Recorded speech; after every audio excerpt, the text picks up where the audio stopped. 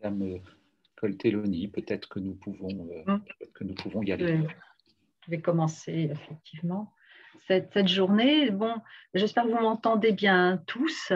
Nous sommes devenus des professionnels de Zoom, certes, mais dans certains cas, des petits grains de sable viennent s'inviter dans cette belle machine. Et je voudrais tout d'abord vous remercier d'être présents et d'être présents même nombreux à cette journée d'études qui nous permettra de nous évader pendant quelques heures de tous les soucis sanitaires, médicaux et techniques qui jalonnent notre travail depuis presque un an maintenant. Donc, merci d'être là. Bonjour à tous, mes collègues, les invités, le public aussi qui est nombreux. C'est une première journée d'études pour la section sciences de l'Antiquité et c'est d'ailleurs un schéma assez nouveau qui a été créé il y a environ un an au CTHS. Mais tout d'abord, quelques mots sur CTHS pour ceux qui ne seraient peut-être pas très familiers de cette institution qui est pourtant une vieille dame.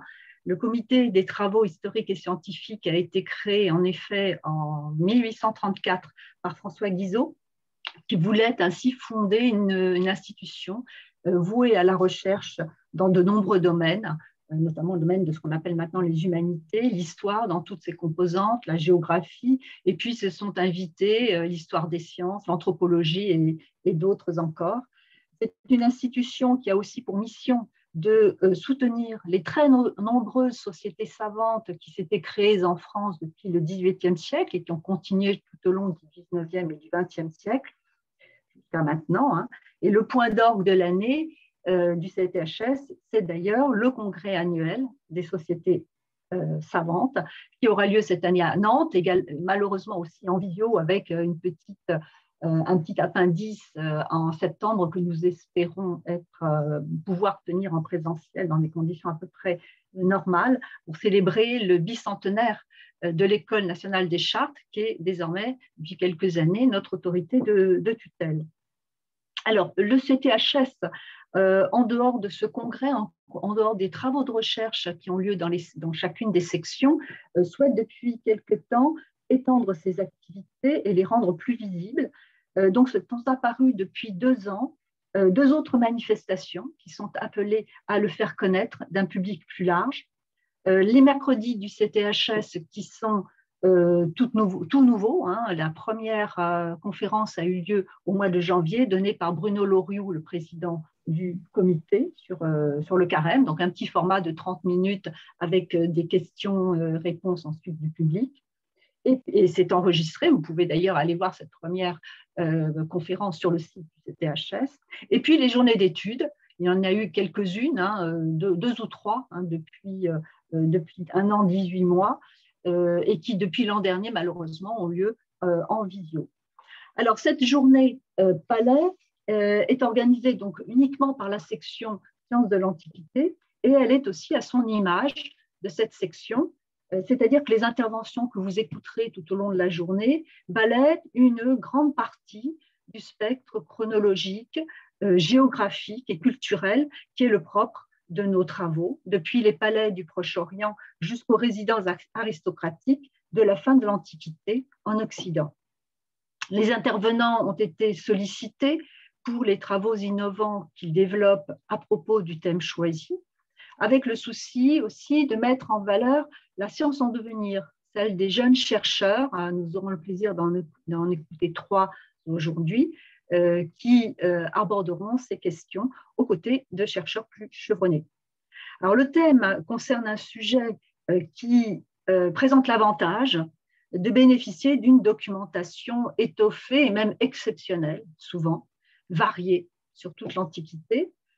C'est un domaine de recherche ancien, même traditionnel, mais en constant renouvellement, du fait même du renouvellement de la documentation et des questionnements. Alors, quelle réalité désigne le terme général de palais? Alors, bien sûr, les demeures royales du Proche-Orient et du monde grec, agrémentés de jardins luxueux qui étaient les premiers paradis nés de l'abondance de l'eau, de la maîtrise technique de sa circulation, couplés au jeu de lumière, qui sont d'ailleurs rarement étudiées, hein, c'est un domaine très, très neuf, et qui sera abordé par la première communication.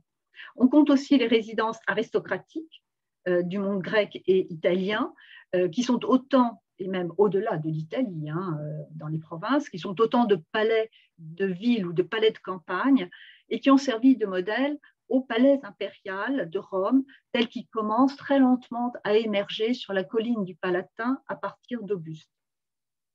Alors, ces espaces de pouvoir ne sont pas uniquement dédiés au confort et à la sociabilité de luxe, ce sont également des lieux de travail.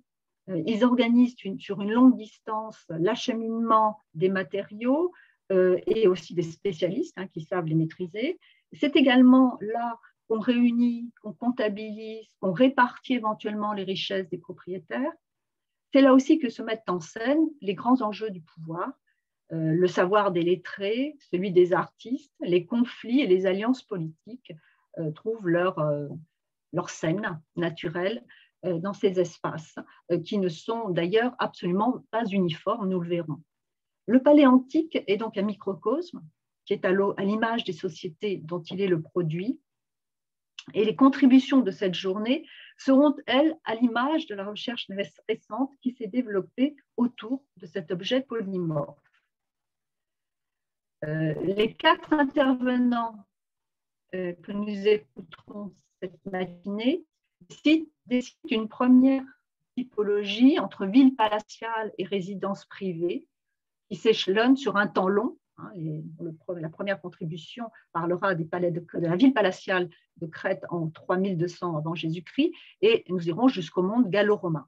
L'après-midi sera centré sur les villas romaines en Italie d'époque impériale à travers 3 études de cas, la maison de Livie sur le Palatin, les villas du littoral tyrrhénien et enfin la permanence du goût pour les orties dont témoigne l'histoire auguste.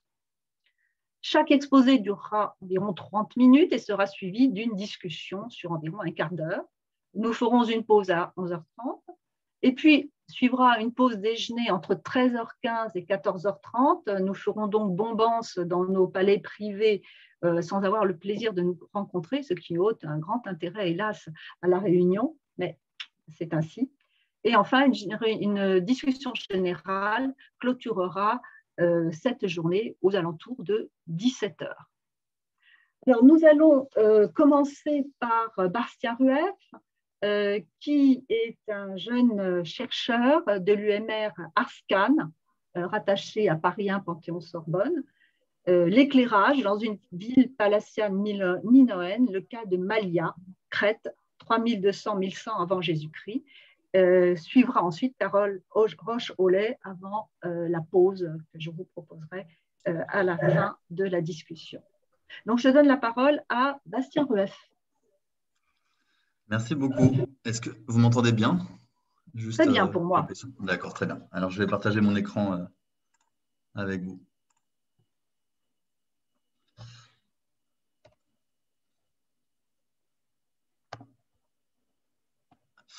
Donc bonjour à tous et à toutes. Je vais effectivement vous présenter. D'abord, je voudrais remercier les organisateurs quand même de cette journée pour m'avoir donné la possibilité d'y présenter une partie de mes travaux consacrés à l'éclairage dans une ville palatiale minoenne, la ville de Malia, en Crète, à l'âge du bronze, entre environ 3200 et 1100 avant Jésus-Christ. Donc, je précise d'emblée que dans cette présentation,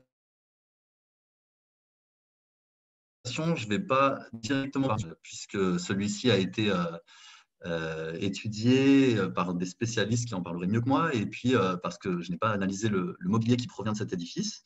Mais bien entendu, dans le cadre de cette journée d'études, je vais faire des liens avec ce fameux palais. Et par ailleurs, je vais essayer l'objectif de cette présentation est de mettre en évidence des techniques d'éclairage spécifiques au fil de l'évolution d'une ville palatiale, donc directement liée au palais. En Crète, donc à l'âge du bronze, pour le contexte, se développe un phénomène double, donc un phénomène d'urbanisation et d'étatisation qui se caractérise entre autres par l'émergence de premiers palais aux alentours de 1900 avant Jésus-Christ, donc dans le cadre du bronze moyen.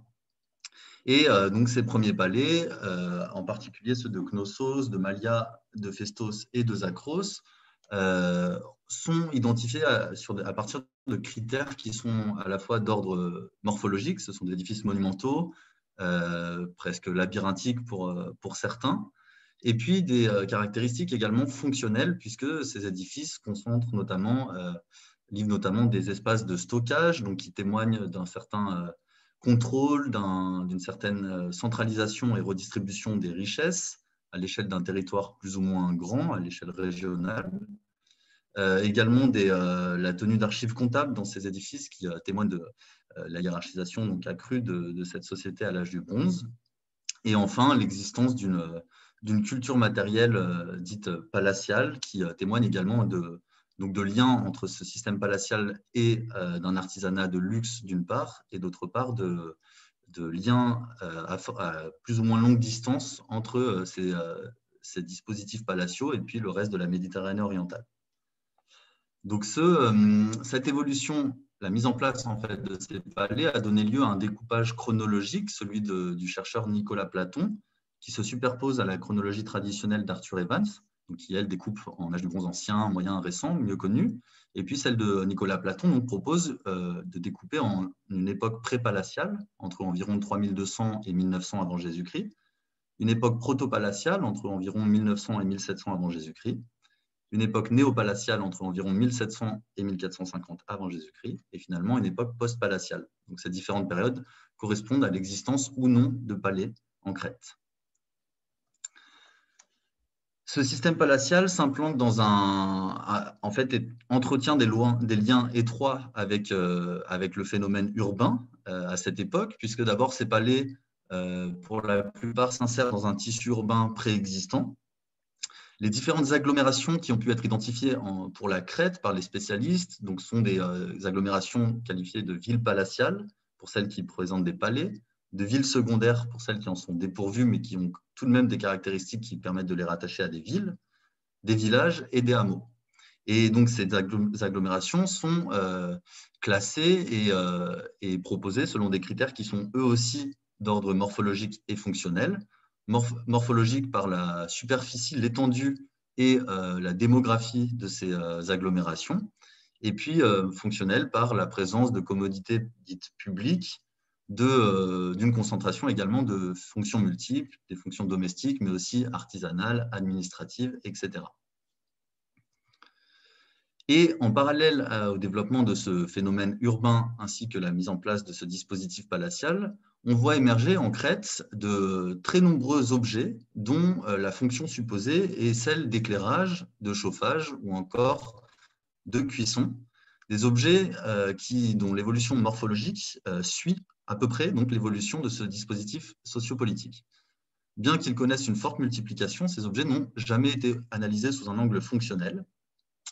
Or, on pourrait supposer donc qu'examiner le fonctionnement et la fonction de ce mobilier pourrait contribuer à éclairer un espace qui n'est pas seulement physique, mais qui est aussi vécu, c'est-à-dire, comme le propose Henri Poincaré au début du XXe siècle, un espace qui est visuel, moteur et représentatif. En effet, on peut supposer que ce mobilier témoigne jusqu'à un certain point du rythme et de la localisation des activités dans le cadre du phénomène urbain émergent, des ambiances sensorielles, mais également du confort domestique et finalement des techniques du corps, donc le transport de ces objets, se déplacer dans l'espace, s'asseoir ou être debout. C'est ce que je me propose de vous présenter donc à travers une catégorie spécifique de ce mobilier, les lampes que j'ai analysées dans le cadre de ma thèse de doctorat.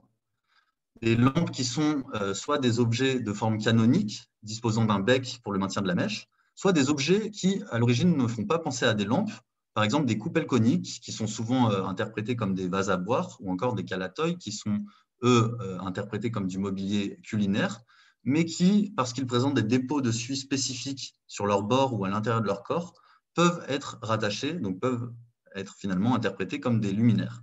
Et par ailleurs, des coupes à piton centrales qui ont été interprétées donc, par Arthur Evans, l'inventeur de cette civilisation, comme de possibles chandeliers, puisqu'ils présentent elles aussi des dépôts de suie sur leur piton central. Donc, ce que je vais essayer de mettre en évidence dans le cadre de cette présentation, c'est en tout cas de s'interroger sur la manière dont s'articule le phénomène d'urbanisation et d'étatisation d'une part, avec l'évolution morphologique et fonctionnelle de ce mobilier, Peut-on identifier notamment une répartition spécifique des lampes en fonction du statut socio-économique des espaces? Que nous révèlent ces objets du rythme et de la localisation des activités, ainsi que des techniques du corps et des ambiances sensorielles dans l'habitat? Et pour ce faire, je vais analyser le développement, analyser du moins l'évolution de ce mobilier en lien avec le développement d'une ville palatiale, donc la ville de Malia, qui effectivement est une fenêtre d'étude pertinente puisque elle permet d'abord une analyse diachronique à l'échelle de l'âge du bronze, le développement de ces quartiers. Et par ailleurs, elle est dotée d'un palais qui permet donc de mettre en lumière le rôle de ce palais dans les liens qu'il entretient avec l'évolution du dispositif d'éclairage.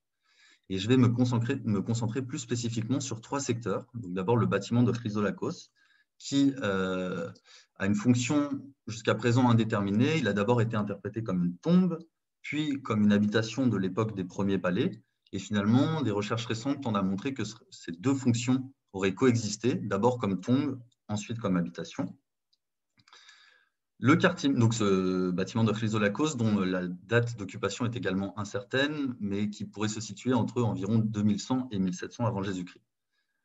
Ensuite, le quartier Mu de Malia, donc il y a un espace exceptionnellement bien conservé, dont les bâtiments avaient des soubassements en pierre et des superstructures en terre crue, et qui a été détruit par un incendie à la fin de l'époque protopalatiale, vers 1700 avant Jésus-Christ, ce qui a conduit à la fonte de ces bâtiments en terre crue, et donc qui a créé une chape d'argile qui s'est solidifiée au-dessus des vestiges, qui les a donc protégés de l'érosion naturelle et des travaux agricoles, et qui livre donc un unique horizon de destruction, qui donne un instantané des derniers temps de l'occupation.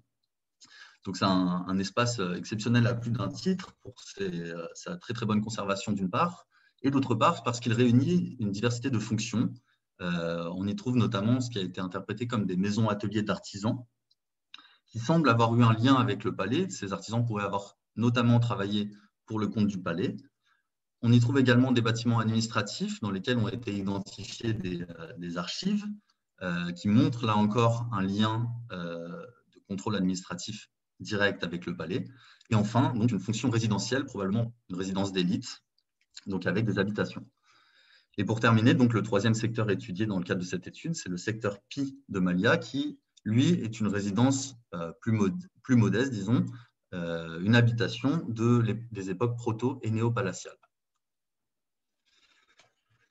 Le corpus de lampes qui provient de ces 3 secteurs peut se répartir de la manière suivante. Donc, il s'agit de lampes en argile et de lampes en pierre.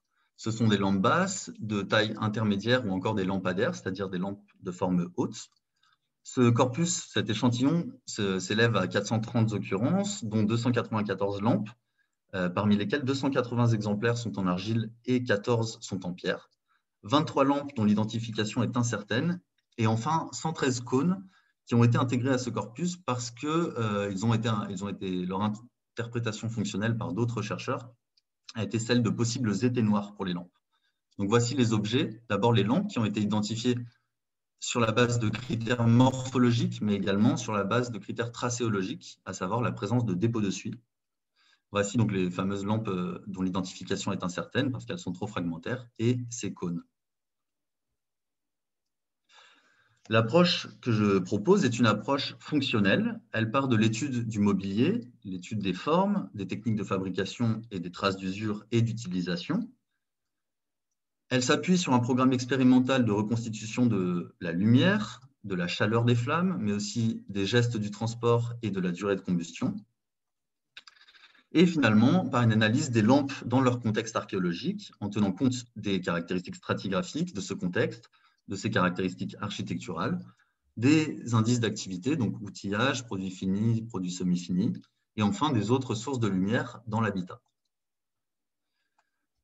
Rapidement, donc, sur la méthodologie mise en œuvre, l'analyse du mobilier a été conduite à l'œil nu pour la caractérisation des formes, des techniques de façonnage et de finition, mais aussi avec des critères haptiques, donc mis en œuvre pour les fins de ce travail, c'est-à-dire l'utilisation du toucher pour la caractérisation des états de surface, également l'utilisation d'un logiciel développé par Jean-Paul Thalmann, Pot Utility, qui permet de mesurer la capacité des lampes, en tout cas des objets,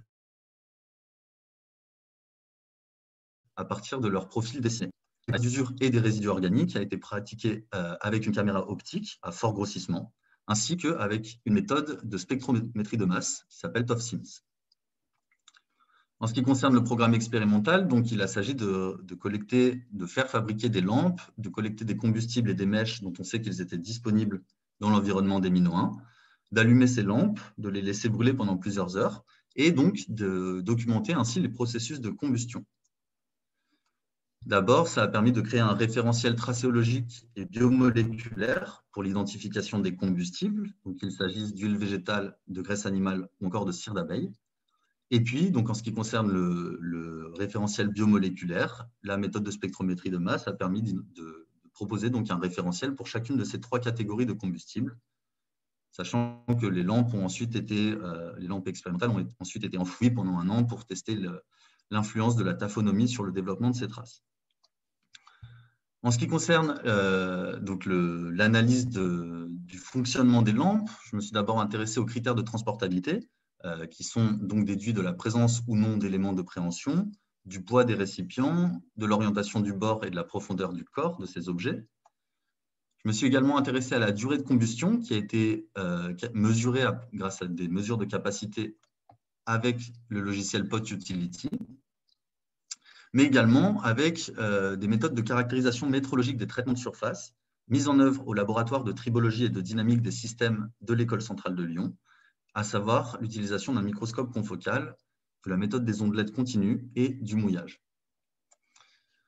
Enfin, nous avons cherché à caractériser les ambiances sensorielles dans le cadre de ce programme expérimental, en mesurant donc les propriétés photométriques et thermiques des lampes avec une cellule photométrique, un thermocolorimètre et une caméra thermique. Et finalement, en ce qui concerne l'analyse du contexte, donc celle-ci a été réalisée à partir d'une analyse spatiale et statistique. Donc, on a enregistré les lampes et les propriétés de leur contexte archéologique dans une base de données relationnelle, dans un système d'information géographique, pratiqué des traitements statistiques multidimensionnels développés dans le cadre du programme ArchéoFab. Les activités ont été reconstituées donc à partir de l'outillage des produits semi-finis et finis, les caractéristiques architecturales à partir des données publiées. Je me suis appuyé sur des analogies ethnohistoriques et ethnographiques. Et enfin, nous avons proposé des reconstitutions virtuelles avec le logiciel 3ds Max.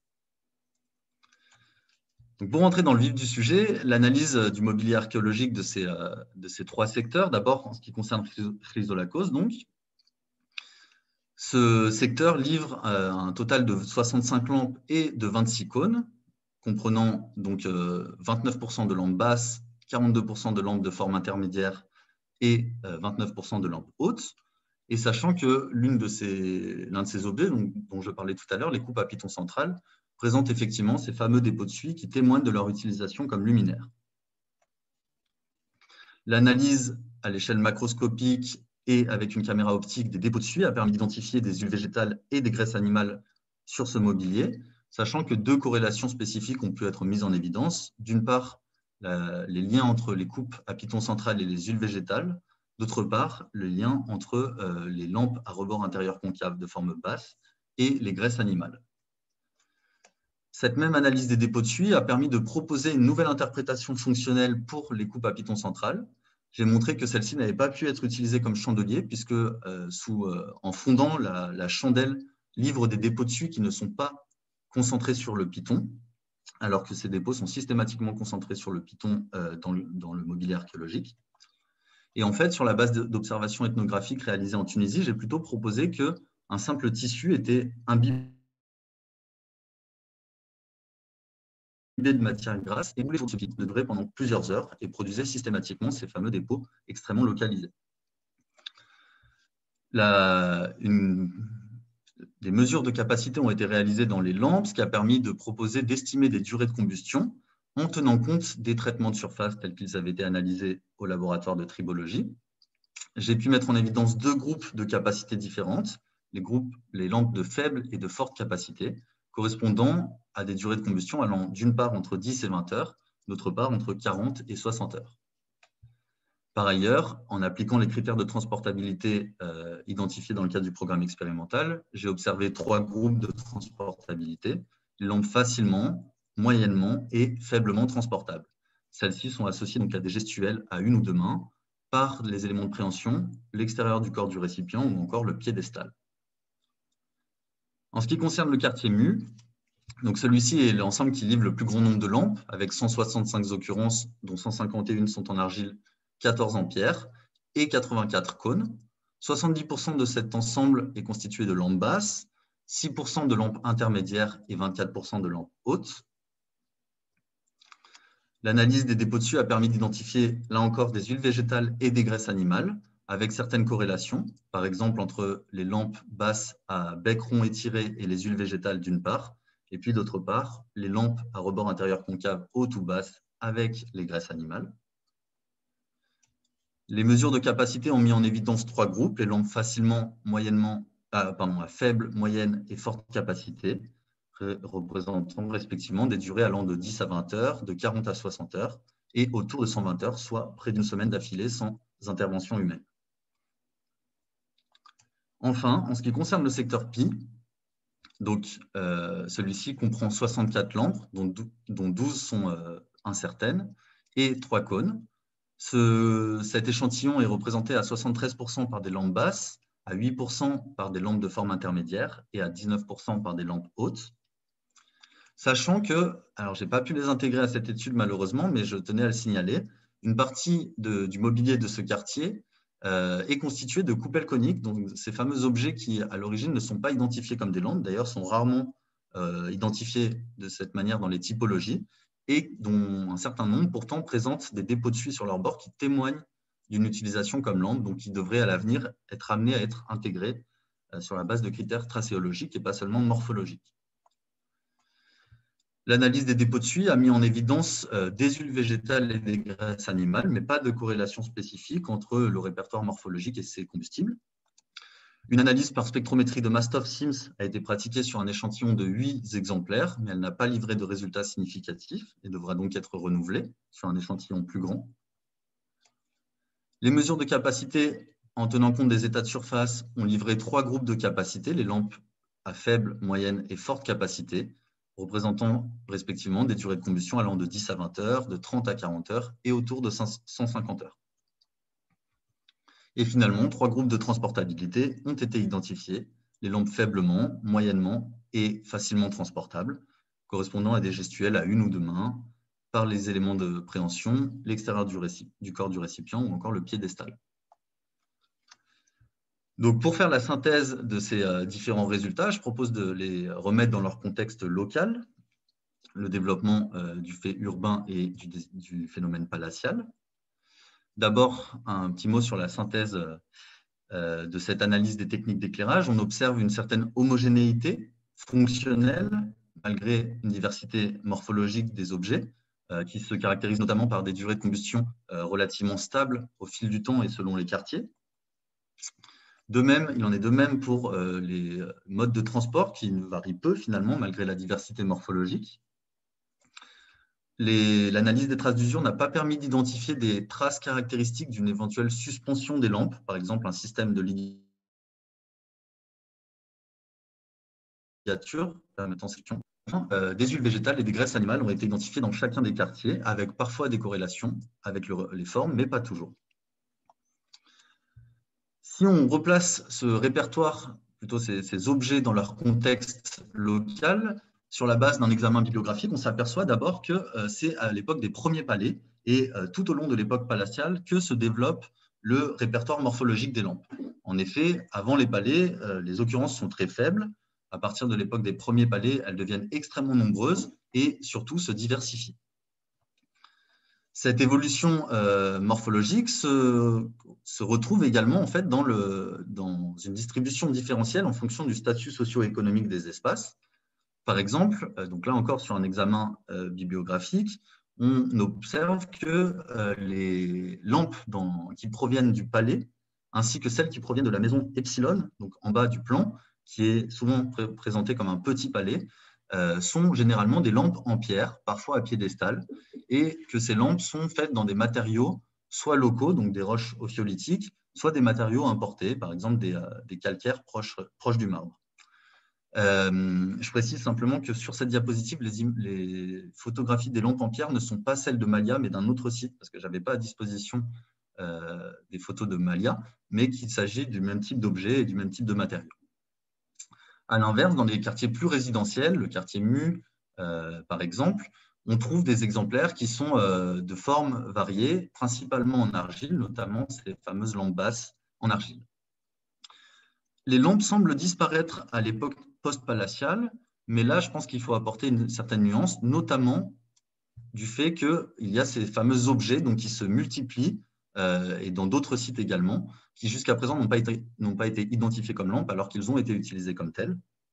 Cependant, le nombre d'exemplaires reste relativement faible par rapport aux époques proto- et néo-palatiales, donc l'époque des palais, qui marque le véritable développement de la ville et également la diversification des techniques d'éclairage.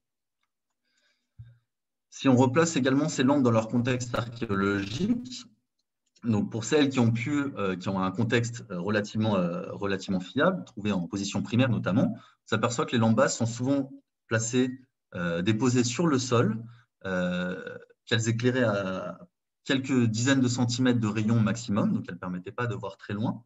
Elles étaient certainement utilisées pour se déplacer, comme en témoignent notamment certains exemplaires qui semblent avoir été mis dans des pièces, placés dans des pièces, dans des endroits spécifiques, notamment des angles de pièces, afin de pouvoir, me semble-t-il, être retrouvées facilement dans le noir. Certaines de ces lampes sont souvent associées à des pièces de stockage qui sont pour la plupart des pièces aveugles, puisqu'on y recherchait une certaine fraîcheur. Et donc, je propose que l'on venait s'approvisionner de manière ponctuelle, lampe en main, dans ces pièces de stockage pour chercher des denrées alimentaires. Enfin, d'autres chercheurs, donc en l'occurrence Romain Prévalet, qui a travaillé sur les techniques d'orfèvrerie en Méditerranée orientale, a montré que ces lampes ont également pu être utilisées pour la soudure avec un chalumeau à bouche. Les lampadaires, eux, donc comme le montre cette reconstitution virtuelle, fondée sur l'enregistrement des données photométriques du programme expérimental, offrent un éclairage puissant. Ils permettent d'éclairer jusqu'à quelques mètres, sont souvent équipés de plusieurs mèches et ont des traitements de surface qui favorisent la radiance de la lumière. Ils sont généralement situés dans des pièces de séjour posées sur le sol. Donc, je pense qu'on s'asseyait autour de ces lampadaires pour séjourner pendant plusieurs heures, puisqu'ils permettent une forte durée de combustion. On s'asseyait soit sur le sol, soit sur une natte, ou encore parfois sur une banquette. Certains ont été trouvés sur des banquettes. Et puis, ces lampadaires sont également régulièrement trouvés dans des espaces extérieurs, et j'ai proposé donc que par conditions météorologiques favorables, durant les saisons chaudes, une partie des activités diurnes se prolongeait le soir venu, notamment la préparation et la consommation de repas, dont certains indices sont souvent associés à ce type de mobilier. Et on peut même imaginer que ces repas se déroulaient donc à la lumière des lampes sur les toits terrasses de la ville de Malia. Enfin, je propose également que ces objets soient de premiers indicateurs pour reconstituer les ambiances sensorielles dans cette ville émergente, puisque, en effet, par exemple, au quartier Mu de Malia, j'ai identifié des graisses animales utilisées principalement à l'extérieur des édifices, tandis que les huiles végétales, elles, se retrouvent dans des pièces plutôt à l'intérieur. Je me demande donc s'il ne s'agit pas d'un indice qui montre que ces graisses animales, leur odeur était plutôt jugée nauséabonde et qu'on recherchait des espaces ventilés pour leur utilisation, au contraire des huiles végétales. Donc c'est une question qui reste en suspens, qui mérite d'être éprouvée, mais je pense que ce sont aussi des indicateurs pertinents, ces indicateurs de l'espace vécu, pour reconstituer le fait urbain au-delà de simples indicateurs quantitatifs. En conclusion, donc, cette étude apporte un éclairage nouveau sur l'espace vécu dans une ville palatiale minoenne. On observe un lien perceptible avec l'évolution du contexte sociopolitique, bien qu'une partie soit fondée sur l'analyse de la bibliographie et qu'il faille donc analyser le matériel d'un plus grand nombre de quartiers, dont le palais, pour examiner la variabilité en fonction du statut socio-économique des espaces. Donc là, on pourra échanger aussi autour des autres présentations durant cette journée d'études. La méthodologie mise en œuvre, je l'ai voulu transposable et adaptable quel que soit le contexte d'application, en particulier à toute cette catégorie de mobilier de chauffage, d'éclairage et de cuisson de l'âge du bronze qui fait rarement l'objet d'analyse fonctionnelle alors que son potentiel exploratoire est très élevé. Et donc, j'ai justement pour objectif à l'avenir d'étendre ce type d'approche avec la collaboration de spécialistes à l'échelle européenne ou internationale, par exemple dans le cadre d'un ERC, pour proposer une approche sensible du fait urbain dans ces premières villes palatiales de l'âge du bronze. Je vous remercie pour votre attention.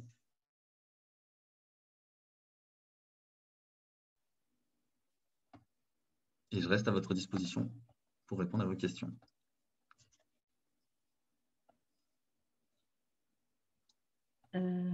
Voilà, ça y est, j'ai actionné. Merci bien, Bastien Rueff, pour cette approche vraiment neuve hein, de ce fait archéologique de l'éclairage qui est en relation avec de multiples activités et de multiples paramètres dans ces à la fois maisons, palais et lieux de stockage, en fait. C'est tout un ensemble et c'est très intéressant de voir que vous avez réussi à montrer qu'il y avait une spécialisation de l'éclairage selon les lieux avec l'utilisation. Je me suis demandé toujours vraiment de manière très naïve parce que je ne connais pas du tout ce type d'objet, à quoi pouvaient servir ces minuscules lampes dont l'espace de rayonnement est tout de même très réduit. Donc finalement, à ne pas tomber dans l'obscurité si on les mettait à côté des marches et à côté des angles des pièces. Hein.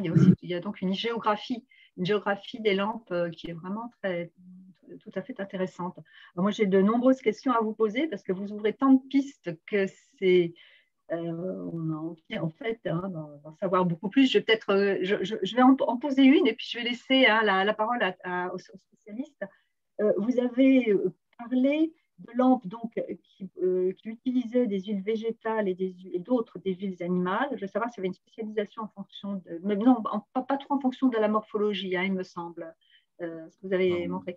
Et pour ce qui est en revanche des végétaux, les végétaux et les animaux, est-ce que vous avez réussi par ces analyses scientifiques que vous avez menées vous-même ou d'autres en association avec d'autres chercheurs à détecter ce qui était utilisé et donc quelles étaient les cultures, toute l'agriculture qui était en relation avec cet éclairage? Malheureusement, non. J'aurais beaucoup aimé. On peut pas savoir. Non, on ne peut pas savoir avec ce type de méthode, ni avec les analyses de résidus. Ou alors, il faut qu'elle soit très, très poussée. Ouais, il faut qu'elle soit très, très poussée. Mais non, c'est simplement, c'est plutôt des hypothèses, par conséquent, fondées sur les données paléo-environnementales. Mais non, je ne peux pas aller jusqu'à l'échelle de l'espèce. D'accord. Par contre, ce que je n'ai pas dit dans cette présentation, ce qui est intéressant, en fait, au-delà d'aller jusqu'à l'identification des espèces, c'est de montrer que ces trois catégories de combustibles, donc graisse animale, huile végétale et cire d'abeille, qui ont été identifiées en Crète, produisent aussi des ambiances lumineuses différentes au-delà des ambiances olfactives. Donc, en effet, les graisses animales ont tendance plutôt à produire des couleurs donc, que nous, on considère comme froides, des couleurs dont la flamme est plutôt blanche à bleue, tandis que les huiles végétales vont plutôt dans des couleurs rouges à orange. Donc, finalement, dans mon analyse, je m'arrête là, puisque ça me permet aussi de montrer ces différentes ambiances et donc de proposer que ces combustibles étaient recherchés pas seulement sur des critères économiques, mais aussi sur des critères sensibles, des critères sensoriels. Merci. Merci bien. Donc, je laisse la parole à ceux qui veulent intervenir. Alors, ce n'est pas si évident que ça. Alors, vous avez tous normalement, vous avez en bas à gauche un petit micro que vous pouvez activer ou désactiver. Et donc, je vous incite à faire cette petite manipulation pour poser des questions qui sont sûrement nombreuses à Bastien Rueff.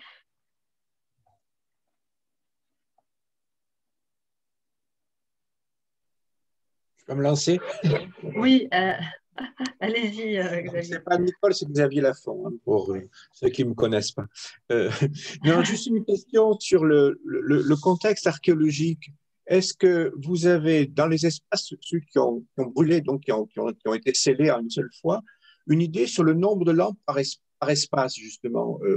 Est-ce qu'il y a des grandes pièces où il y a plus de lampes? Est-ce que dans les petites pièces, il y en a temps? Est-ce que c'est unique dans tous les cas? Enfin, est-ce qu'on a une idée un peu de la répartition par espace? Ouais. Ouais, non, vous avez raison, c'est une très bonne question. Ça dépend donc effectivement des quartiers. Dans le cadre du quartier MU, qui est donc, comme vous l'avez dit, qui a brûlé, donc c'est vrai que c'est là où on a le meilleur type de données, bien qu'il y ait encore des biais. D'abord parce qu'il s'agit d'un horizon de destruction, donc une partie de ce matériel a été trouvée au rez-de-chaussée, mais provient de l'étage. Donc là, c'est parfois difficile de pouvoir identifier ce qui vient du rez-de-chaussée, ce qui vient de l'étage, mais là, ça remonte aux fouilles. Mais il est vrai qu'il y a des concentrations dans certaines pièces, notamment des espaces en sous-sol, en fait en semi-sous-sol plus précisément, dans lesquels il a été proposé qu'il y avait un parquage d'animaux qui se déroulait. Donc moi, j'imagine que c'est des pièces aussi qui n'étaient pas forcément très bien éclairées, ce qui peut expliquer cette concentration. D'autre part, il y a aussi des concentrations par bâtiment. Donc par prudence, j'ai plutôt mis en place une analyse spatiale par bâtiment dans le cadre dans ce quartier.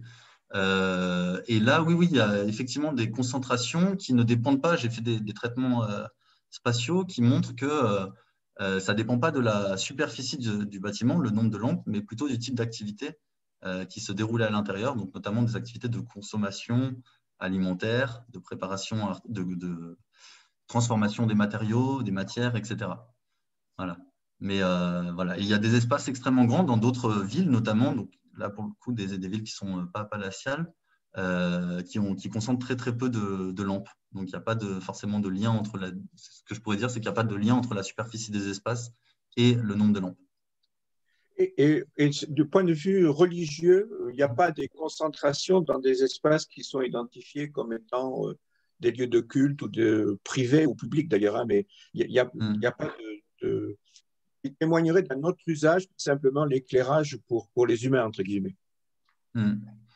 Alors, je ne pourrais pas vous répondre parce que je n'ai pas analysé de contexte rituel, mais je pense qu'il y a effectivement d'autres, bien sûr, parce qu'on trouve aussi des lampes dans des tombes. Donc, on sait que la flamme était utilisée comme ex-voto pour éclairer le mort dans l'au-delà. On sait qu'on trouve des lampes dans les sanctuaires de sommet, notamment, donc il y a forcément une fonction rituelle. Par contre, la signification de cette fonction, on serait bien en peine de l'interpréter.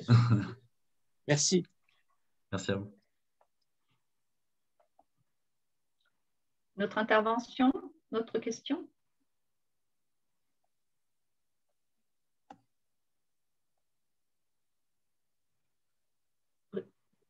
Brigitte Lyon, oui, qui a mené sa petite. Il faut que tu désactives ton... Voilà, très bien. Merci pour votre communication. Je voulais vous signaler, mais je pense que vous le connaissez certainement, le nom de Anne-Caroline Rendu-Loisel, qui a travaillé pour le Proche-Orient ancien sur les cinq sens, les espaces sensoriels, etc. Donc, je suis à peu près sûre qu'elle a fait des travaux aussi sur la lumière, mais plus justement dans un contexte religieux. Et puis, j'avais une question sur une des dernières diapos que vous avez passées. Vous avez dit que l'éclairage permettait de continuer éventuellement le soir des activités diurnes. Et sur la diapo, il y avait une femme devant un métier à tisser. Alors, est-ce que vous pensez que des activités artisanales pouvaient se faire aussi le soir en lumière artificielle ou en intérieur avec un système d'éclairage, ou bien est-ce que enfin, voilà, j'aimerais un commentaire sur cette question d'artisanat. Merci. Merci à vous. C'est une question qui m'intéresse beaucoup, sur laquelle il faudrait bien sûr que j'approfondisse un petit peu, mais qui est simplement ce dessin. C'est dans le cadre d'une série d'animations qu'on réalise avec quelques collègues qui s'appelle Fast and Curious. Donc, on donne la possibilité de transformer les travaux de recherche en dessins animés scientifiques, de médiation scientifique. Parfois, on se permet quelques fantaisies. Donc là, par exemple, en l'occurrence, ce dessin n'était pas fondé sur des données archéologiques directes, mais il est vrai que les analogies ethnographiques montrent aussi, par exemple, en ce qui concerne le tissage, que pour des travaux qui ne nécessitent pas, par exemple, de faire des décors très, très complexes, certaines opérations peuvent on sait qu'il y a des femmes aveugles qui peuvent tisser, notamment. Donc ça, c'est quelque chose que je compte développer à l'avenir, les liens entre le degré de luminosité et la faisabilité des activités. Dans le cadre de l'étude que j'ai réalisée, j'ai été amené parfois à observer, effectivement, dans des pièces qui ne disposaient pas, en tout cas, d'éclairage naturelle, la présence d'activités artisanales. Finalement, c'est quelque chose qui arrive assez fréquemment et qui me conduit à penser aussi que en fait, on n'avait pas forcément les mêmes standards de luminosité. Bien sûr, il y a évidemment des critères physiologiques qui sont des invariants, mais il y a aussi des critères culturels, des paramètres culturels qui montrent qu'on n'avait pas forcément le même besoin de lumière pour effectuer telle ou telle activité qu'à l'heure actuelle. Donc, une question que j'aimerais beaucoup approfondir. Ouais. Merci. Je peux poser une question? Oui, bien sûr. Allez-y. Peut-être très loin de ça, mais j'ai été tout à fait intéressé par ce que vous dites évidemment sur la luminosité, enfin, ces études de luminosité. Apparemment, donc, vous pensez qu'on peut, je sais pas, augmenter la luminosité avec de la réfraction. Alors moi, je pense à un problème éternel qui est celui du phare d'Alexandrie.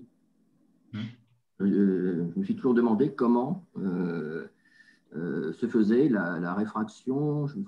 J'ai des vieux souvenirs, mais on parlait du miroir, etc. Et puis la durée de cet éclairage, puisque ça doit durer toute la nuit. J'étais intéressé de voir que vous dites que des lampes durent quand même très longtemps. Alors, ce n'est pas une lampe. Est-ce que vous avez une idée sur la possibilité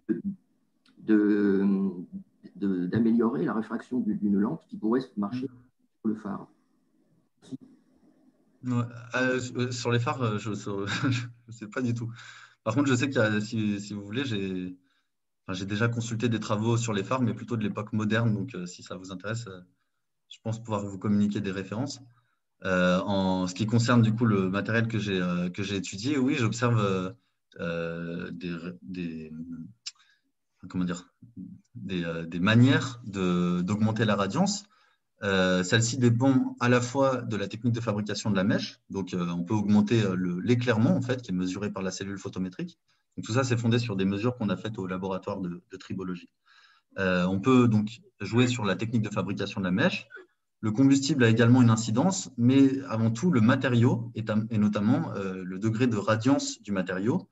Donc, s'il est plus ou moins sombre et plus ou moins poli, voire engobé, joue sur la réfraction de la lumière. Et là, on observe véritablement de tels dispositifs en fonction des contextes dans lesquels sont trouvées les lampes. Par exemple, ces fameux lampadaires dont je parlais tout à l'heure dans les pièces de séjour présentent régulièrement un engobe poli qui permet, de couleur rouge, qui permet d'augmenter l'éclairement jusqu'à 30-40%. En fait. Je ne sais pas si ça répond à votre question.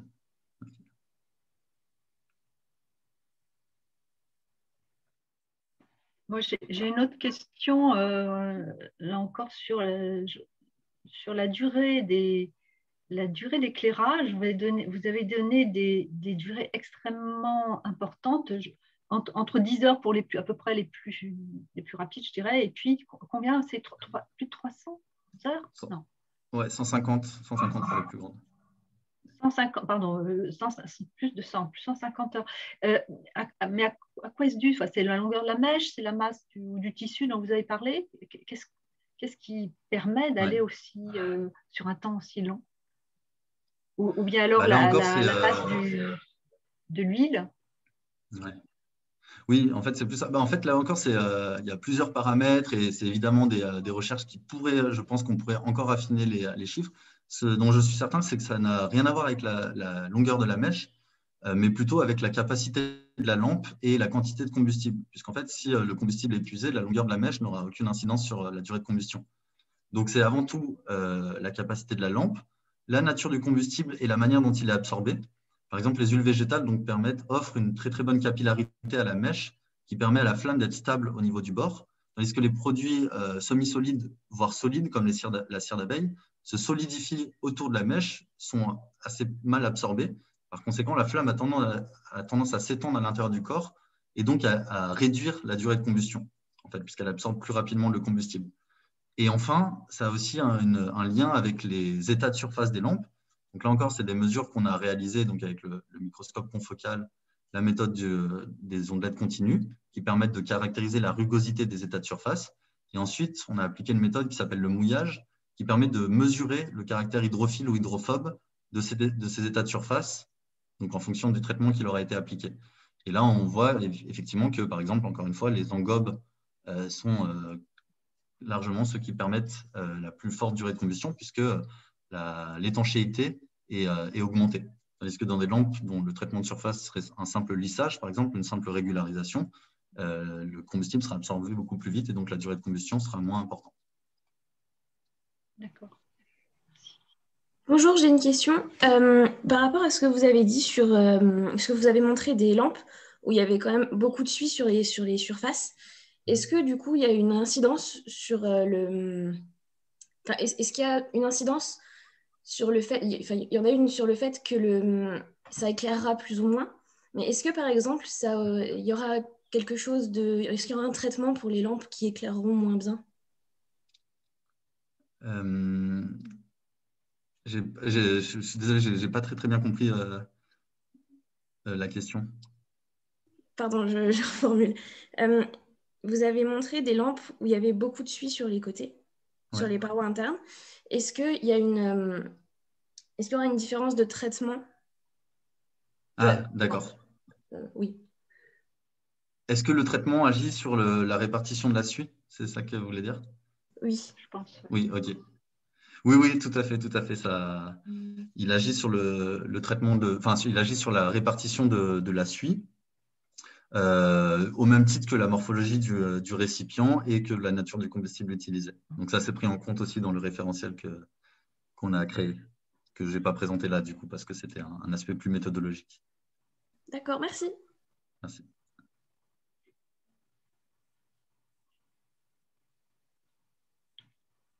D'autres questions?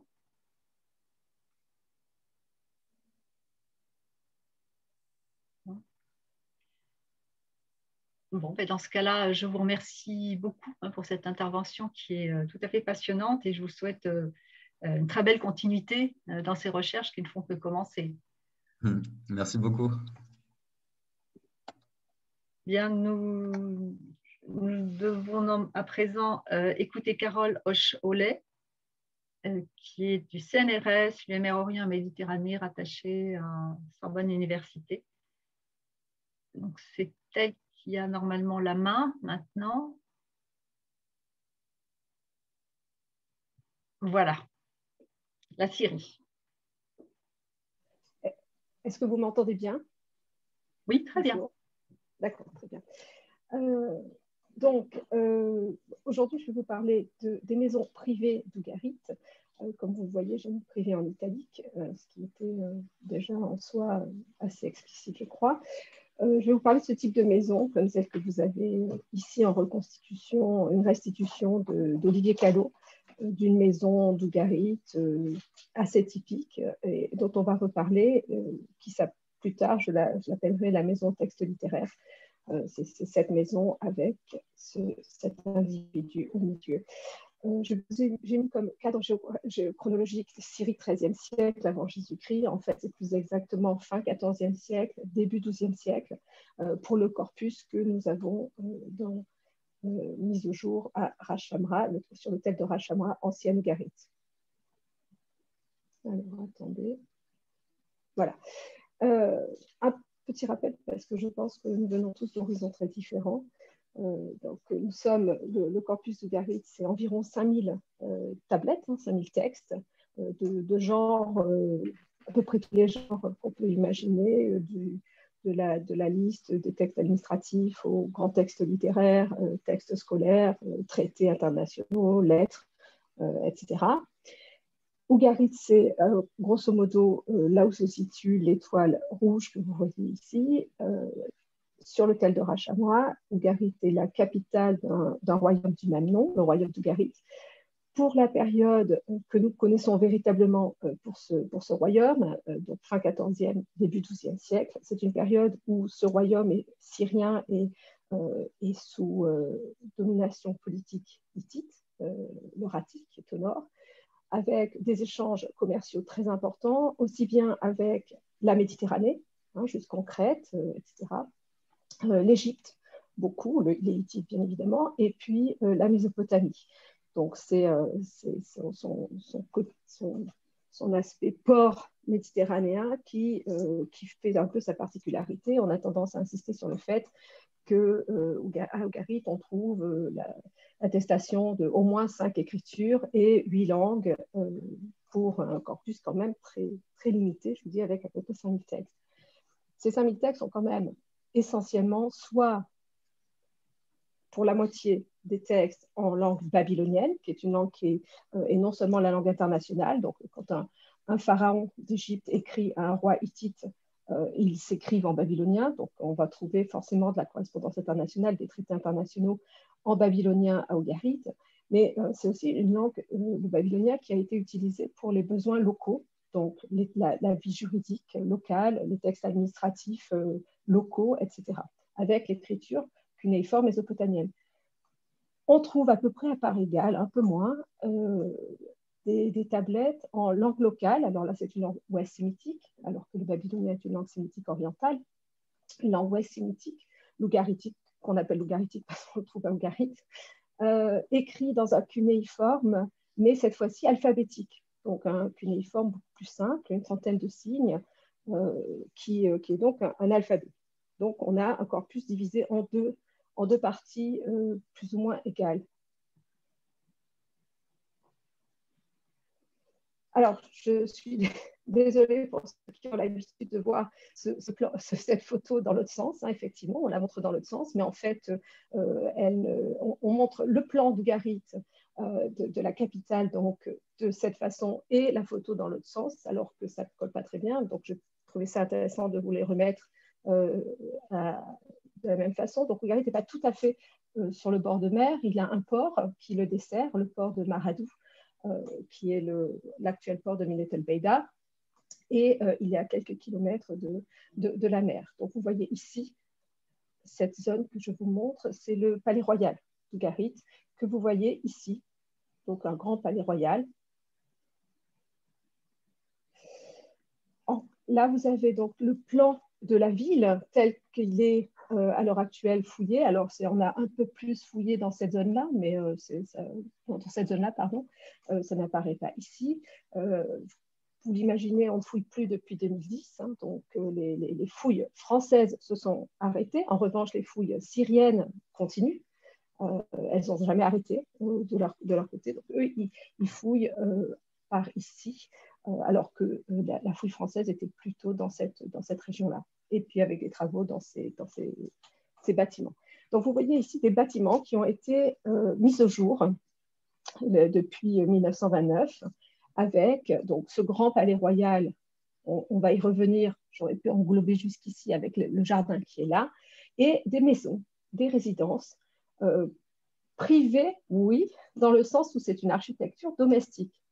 Petite maison. Vous allez voir qu'on va surtout parler dans la deuxième partie de cette maison qu'on appelle maison d'Ourtenou, qui est une toute petite maison avec des murs en moellon, rien de particulier, mais il se trouve qu'elle a livré 500 textes. Hein, donc, et à teneur, vraiment, c'est de l'administration palatiale hein, dans cette maison. Donc, des petites maisons qui parfois n'ont pas l'air de grand-chose, mais du point de vue architectural, hein, ce n'est pas des grandes résidences, mais du point de vue de l'activité qui était menée, ce sont des lieux importants pour l'administration royale. Une photo du palais, hein, ici, enfin une photo du palais et une reconstitution du palais, toujours par Olivier Callot. Vous voyez ici l'entrée qui est ici. Je ne m'attarderai pas, même si on parle des palais, sur le palais d'Ougarit, parce que je pense que c'est beaucoup plus intéressant pour vous d'entendre, de voir ce qui se passe dans ces petites maisons, justement, qui, à certains moments, ont vraiment joué un rôle important. Donc ici, un plan du palais, donc c'est un complexe palatial avec peut-être un temple ici, des bâtiments pour lesquels il y a beaucoup de discussions, je ne rentrerai pas là-dedans.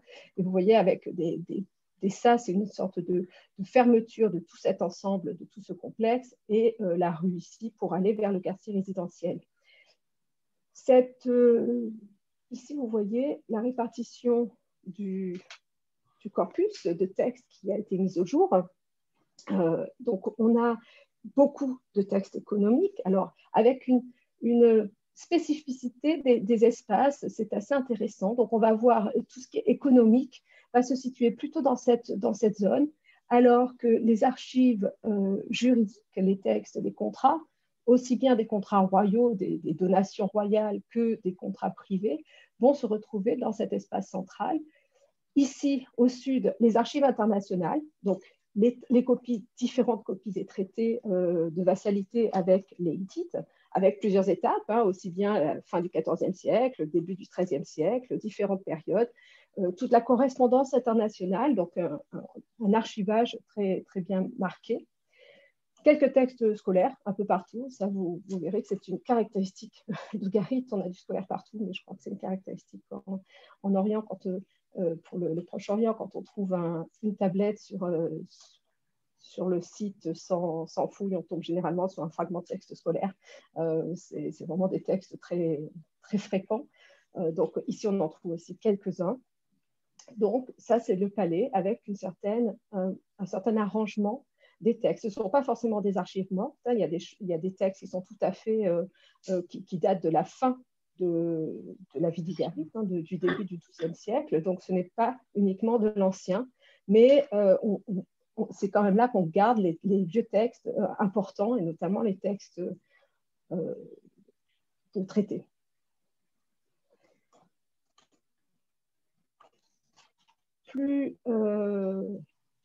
On va maintenant rentrer dans les ruelles. Alors, vous voyez qu'on a attribué des noms à ces maisons. Là, je ne rentrerai pas, c'est un vieux débat parmi même l'équipe d'Ugarit pour savoir si on a raison ou pas de les dénommer ainsi. Cette maison, la maison au texte littéraire, c'est celle que je vous ai montrée en restitution au début de ce diaporama. Vous la voyez ici en plan, et la répartition des textes avec une grande proportion de textes scolaires. C'est ce qui caractérise cet ensemble. On l'a appelé maison au texte littéraire. En fait, c'est un peu faux. Il y a des textes littéraires, certes, mais pas uniquement. Et on a un personnage mentionné dans on a plusieurs scripts qui sont mentionnés dans cette maison, et notamment un qui appartient à une grande famille de scribes. On y reviendra parce que je crois que c'est ça aussi qui donne le ton de ces maisons et des activités qu'on y menait. Je reviendrai sur cette maison un peu plus tard. Voilà, donc nous passons à une maison qu'on appelle la maison du grand prêtre. Alors, on l'appelle la maison du grand prêtre parce qu'on a trouvé une lettre adressée au grand des prêtres et des herminettes, à inscription portant le nom d'un personnage, d'un prêtre. Cette maison est très particulière. Elle a livré la plupart des textes littéraires ou ugaritiques que vous connaissez peut-être, dont vous avez peut-être entendu parler, qui sont notés donc cette fois-ci en langue ugaritique, en alphabétique. Ces textes qui vraiment sont mis par écrit un peu à la façon babylonienne. Ils la connaissent, la façon babylonienne, donc les tablettes ont le même format, etc. Mais c'est vraiment de la littérature locale, écrite en langue locale, en écriture locale, et qu'on trouve essentiellement dans cette maison, avec aussi beaucoup de textes religieux. Étant donné l'emplacement de cette maison entre les deux grands temples qu'on appelle temple de Baal et temple de Dagan, même s'il y a de quoi discuter la dénomination temple de Dagan, la situation très particulière de cette maison explique le corpus qu'on y a mis au jour. Un complexe un peu plus compliqué, sont les études d'Olivier Callot, qui était un architecte de la mission, qui ont mis en avant l'existence de certains îlots, c'est-à-dire qu'en fait, c'est ce qu'on appellerait un bloc en anglais, c'est-à-dire la combinaison de plusieurs habitats, plusieurs maisons en un îlot, en bloc, qui parfois doivent être compris ensemble, c'est-à-dire qu'on a parfois séparé dans des maisons différentes. Vous voyez ici, maison d'Agafchari, maison du prêtre magicien, mais en fait, finalement, c'est peut-être un seul ensemble à prendre comme ça, en tout cas. C'est un un ensemble très particulier parce qu'il est fait de plusieurs unités. Ici, vous voyez où est écrit le terme CELA, ont été mis au jour non seulement de nombreux textes traitant de magie, de pratiques rituelles, on a des modèles de foi en argile qui attestent une certaine pratique de l'hépatoscopie, des textes parémythologiques, on a aussi un mélange de langues, beaucoup d'ougaritique, tout ce qui est local, rituel, magie, etc.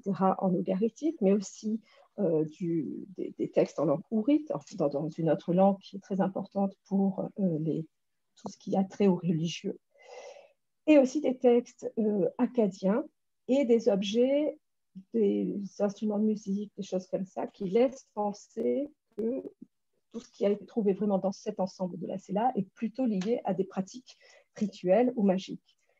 En même temps, ici, dans cette pièce au sud, on a des textes, de nombreux textes scolaires, des textes littéraires.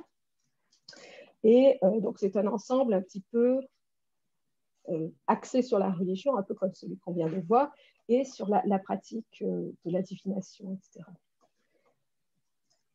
Alors, une maison avec beaucoup de guillemets, qu'on appelle la résidence de Yabini ou le palais sud, qui est tout à fait situé complètement au sud du palais. Comme le font remarquer les archéologues, en fait, quand je vous ai parlé d'un complexe palatial, il semblerait que cette maison, hein, c'est une grande maison, est peut-être comprise dans cet espace. On n'a pas mis en évidence de séparation ou de limite entre ces deux espaces. En tout cas, le rôle de cette maison, là encore, je ne parlerai pas de Yablinou, pas Yablinou. Les noms qu'on a donnés sont parfois très discutables. Mais dans cette maison, en tout cas dans ce bâtiment, plutôt qu'une maison, vous voyez la large proportion de textes économiques. Ça, c'est très, très frappant et c'est de l'économie palatiale, avec beaucoup d'utilisation de la langue acadienne, babylonienne, alors que normalement, l'administration se fait plutôt en langue ougaritique. Donc, c'est encore plus très particulier, avec parfois le babylonien est teinté d'assyrien, qui est un autre dialecte de l'acadien, parfois teinté d'assyrien, et pour certains chercheurs, on a même proposé d'y voir là l'activité d'un scribe assyrien, ce pourquoi je ne suis pas totalement convaincue. Une maison qui est intéressante parce que là, je crois qu'on tient vraiment le nom du propriétaire pour une fois, parce que toutes les autres maisons, on a donné des noms pour savoir, on peut appeler ça maison A ou B. Mais ici, je crois qu'on peut véritablement parler de maison de Ratchababou. Ratchababou, pourquoi? Parce qu'en fait, on a des documents de famille, il y a des documents privés. C'est le seul exemple à Ougarit où on a véritablement des archives, des papiers, des contrats qui sont à son nom, au nom de sa femme, de son épouse, et qui ont vraiment trait à sa famille. Donc, on a vraiment l'impression que c'est le lieu de résidence de ce personnage qui était un chef du quai du port de Maradou, donc impliqué dans le port d'Ougarit. Donc, un personnage sans doute qui joue un rôle important. Mais dans cet ensemble, on a trouvé, donc vous voyez, c'est une petite maison, hein, c'est vraiment pas grand-chose du point de vue de l'architecture. Dans cette maison, on a trouvé donc de très nombreux textes, parmi lesquels de nombreux textes scolaires et littéraires, mais aussi donc, des lettres, ce que vous voyez là. Donc, on n'a pas grand-chose lié à l'international, donc encore un autre profil par rapport à ce que nous avons vu, mais beaucoup de textes donc, littéraires ou personnels, des papiers personnels. Et enfin, avant de passer à la dernière maison, hein, ça c'est la dernière bien connue, la maison de Rapanou, qui a un profil encore très différent, plus proche de celui de la maison aux textes littéraires, avec de très nombreux textes scolaires. C'est sans doute là qu'on a trouvé le plus grand nombre de textes scolaires, avec des grandes listes lexicales, des syllabaires, etc. Des exercices, mais pas beaucoup. Ce n'est pas ça qui définit la maison de Rapanou, c'est vraiment l'aspect scolaire avec beaucoup de guillemets, des manuels plutôt que des exercices de la pratique, même si on a des extraits. Et c'est vraiment la caractéristique de cette maison. On a aussi pas mal de lettres internationales et de lettres ce qui la rend différente de la maison aux tablettes littéraires que nous avons vue tout à l'heure. Quand vous voyez en fait ici la couleur rouge que j'ai mise, c'est pour indiquer à peu près la taille du corpus. On a 1259 textes au Palais Royal, 344 dans la maison de Rapallo, qui est la deuxième en importance, jusqu'à ce qu'on parle de celle qui est au sud, dont on n'a pas encore parlé. 162 pour l'ensemble de l'îlot du prêtre magicien, 118 les textes littéraires et religieux entre les deux temples dans la maison dite du grand prêtre, 96 essentiellement administratifs dans la résidence de Yabinou, 83 pour la maison aux tablettes littéraires, et qui sont encore des textes encore inédits, 43 maisons de Rachapabou, c'est peu. Là, je vous ai remis, en fait, on peut distinguer des ensembles, c'est-à-dire le palais royal, beaucoup d'économique, de juridique, d'international, deux maisons qui se situent sur le même plan avec une grande quantité de textes scolaires, deux maisons plutôt où l'activité était plutôt liée à la magie, au rituel, et une maison en lien probablement avec le palais, en tout cas un bâtiment en lien avec le palais, où on a essentiellement des textes économiques. La maison de Rachapabou qui se distingue du reste. On va maintenant regarder de plus près la maison qu'on appelle maison d'Ourténou, parce que à la fois, c'est celle pour laquelle on a le plus de travail récent et qui est encore en cours, puisque tous les textes ne sont pas publiés, et où il y a plus de réflexion peut-être sur l'archéologie. Et comme on va voir, on a vraiment un lien, un profil d'archives très particulier et véritablement d'administration royale et palatiale. Donc ici, vous avez la maison. Là encore, j'ai essayé de mettre le plan en rapport avec une photo. Et donc, le plan est à l'envers, vous le voyez, avec ce qui est habituel, une maison, une tombe au milieu d'une pièce du rez-de-chaussée, ce qui est tout à fait banal à Ougarit. Vous voyez la construction, c'est vraiment des petits murs. Hein. C'est une petite maison qui n'a rien d'un grand palais ou d'une résidence. On ne l'appellerait certainement pas comme ça. Mais dans cette petite maison, on a mis au jour 545 textes, c'est-à-dire qu'on a la deuxième archive après celle du Palais Royal, en quantité, ce qui est bien sûr beaucoup. Les textes ont été fouillés entre 1972 et 2002. Certains dégagés dans un tas de déblais, ça je ne reviendrai pas ici. Vous voyez ici les tablettes en cours de dégagement, et on a encore des textes inédits sur lesquels je travaille avec d'autres épigraphistes de la mission. Donc, cette petite maison n'est pas très, très importante, mais vous voyez là le pourcentage de lettres.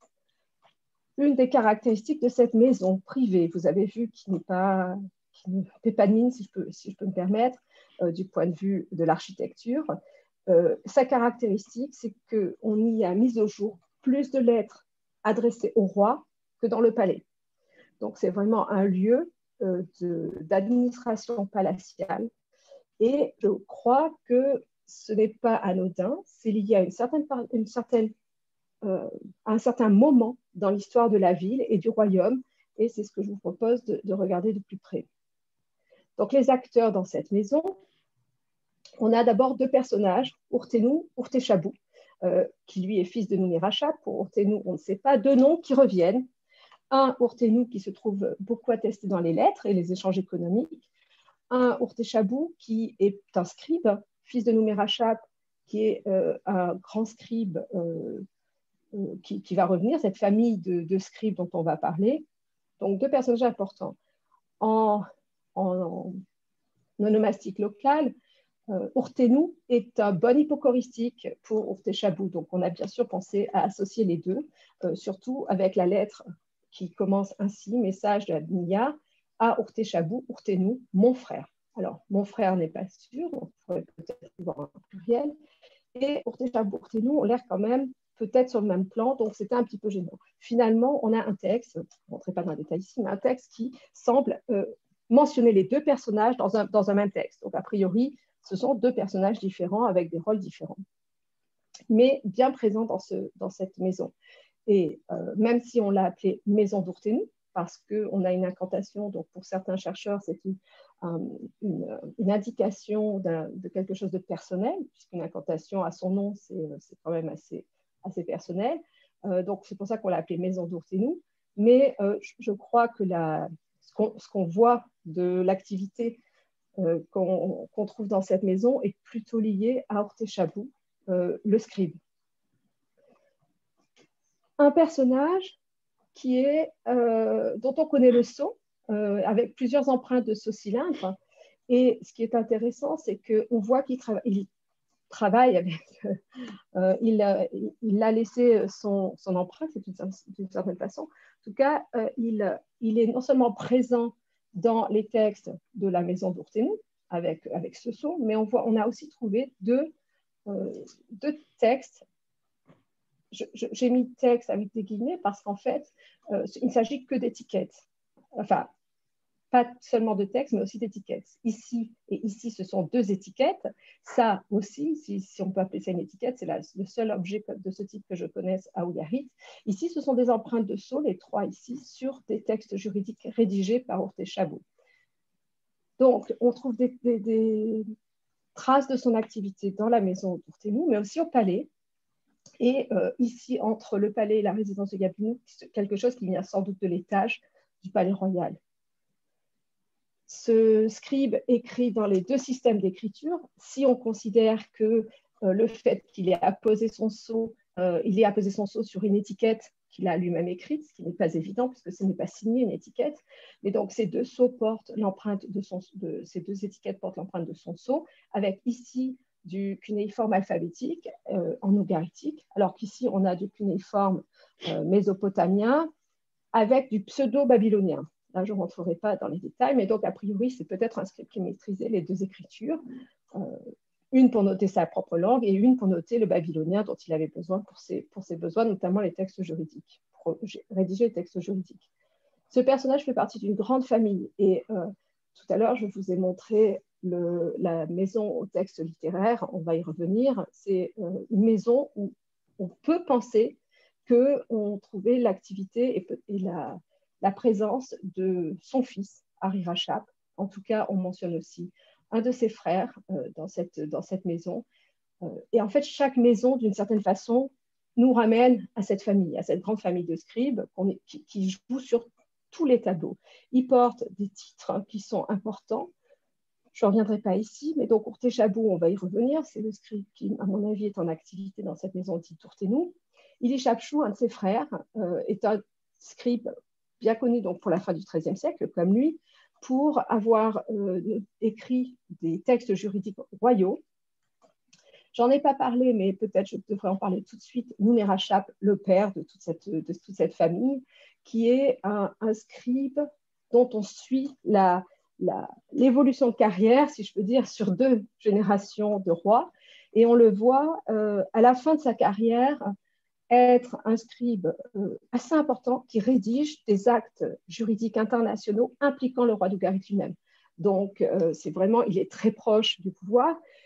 Nouméraschap, comme Ortéchabou, porte des titres de Soukal, Saïyou en langue locale du roi, donc ils sont proches du roi et au service du roi.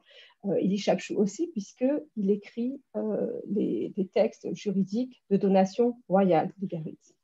Et puis 2 frères qui sont plutôt, Ivremochou présent, les 2 sont plutôt présents dans les textes scolaires, mais Chamou Balou, si je l'ai bien identifié, ce qui n'est peut-être pas le cas, est à la fois un grand prêtre de Bâle, qui est le grand du d'Ougarit, et un personnage assez important aussi dans cette famille. Et puis, le dernier, Hari Rachab, qui, à mon avis, peut avoir été le scribe en activité, plutôt que entre scribe en activité et résident, c'est difficile de faire la séparation. Mais disons en tout cas le scribe en activité dans cette maison qu'on appelle la maison au texte littéraire. On a des textes juridiques dans cette maison d'Ourténou, dite d'Ourténou, qui ne sont pas des textes royaux. ça, c'est assez important parce que les actes royaux ils sont au palais. Ici, on a des actes qui sont passés devant les témoins ou les anciens, devant les anciens de la ville de Harry, une ville du royaume, ou entre des individus. Donc, des actes juridiques privés ou semi-privés, en tout cas par royaume. Donc là, c'est un exemple. Je vais vous montrer une belle tablette avec le sceau d'Urtéchabou. On a donc, en plus de ces deux personnages, Urténou et Urtéchabou, on a les préfets. Beaucoup de textes qui sont de lettres qui sont adressées ou envoyées par les préfets d'Ougarit, préfet du pays d'Ougarit, hein, ce qui est un titre important, c'est-à-dire que c'est le personnage qui est en dessous du roi, hein, c'est vraiment le plus haut dirigeant, parce qu'il intervient dans des conflits, des choses assez importantes. Donc ici, on a plusieurs textes mentionnant les préfets et beaucoup par rapport aux autres maisons. Les activités commerciales ou autres dans cette maison, elles sont de ce type. On va les voir rapidement. Donc, on a une gestion des relations côtières et gestion des bateaux. Beaucoup de textes mentionnent les bateaux,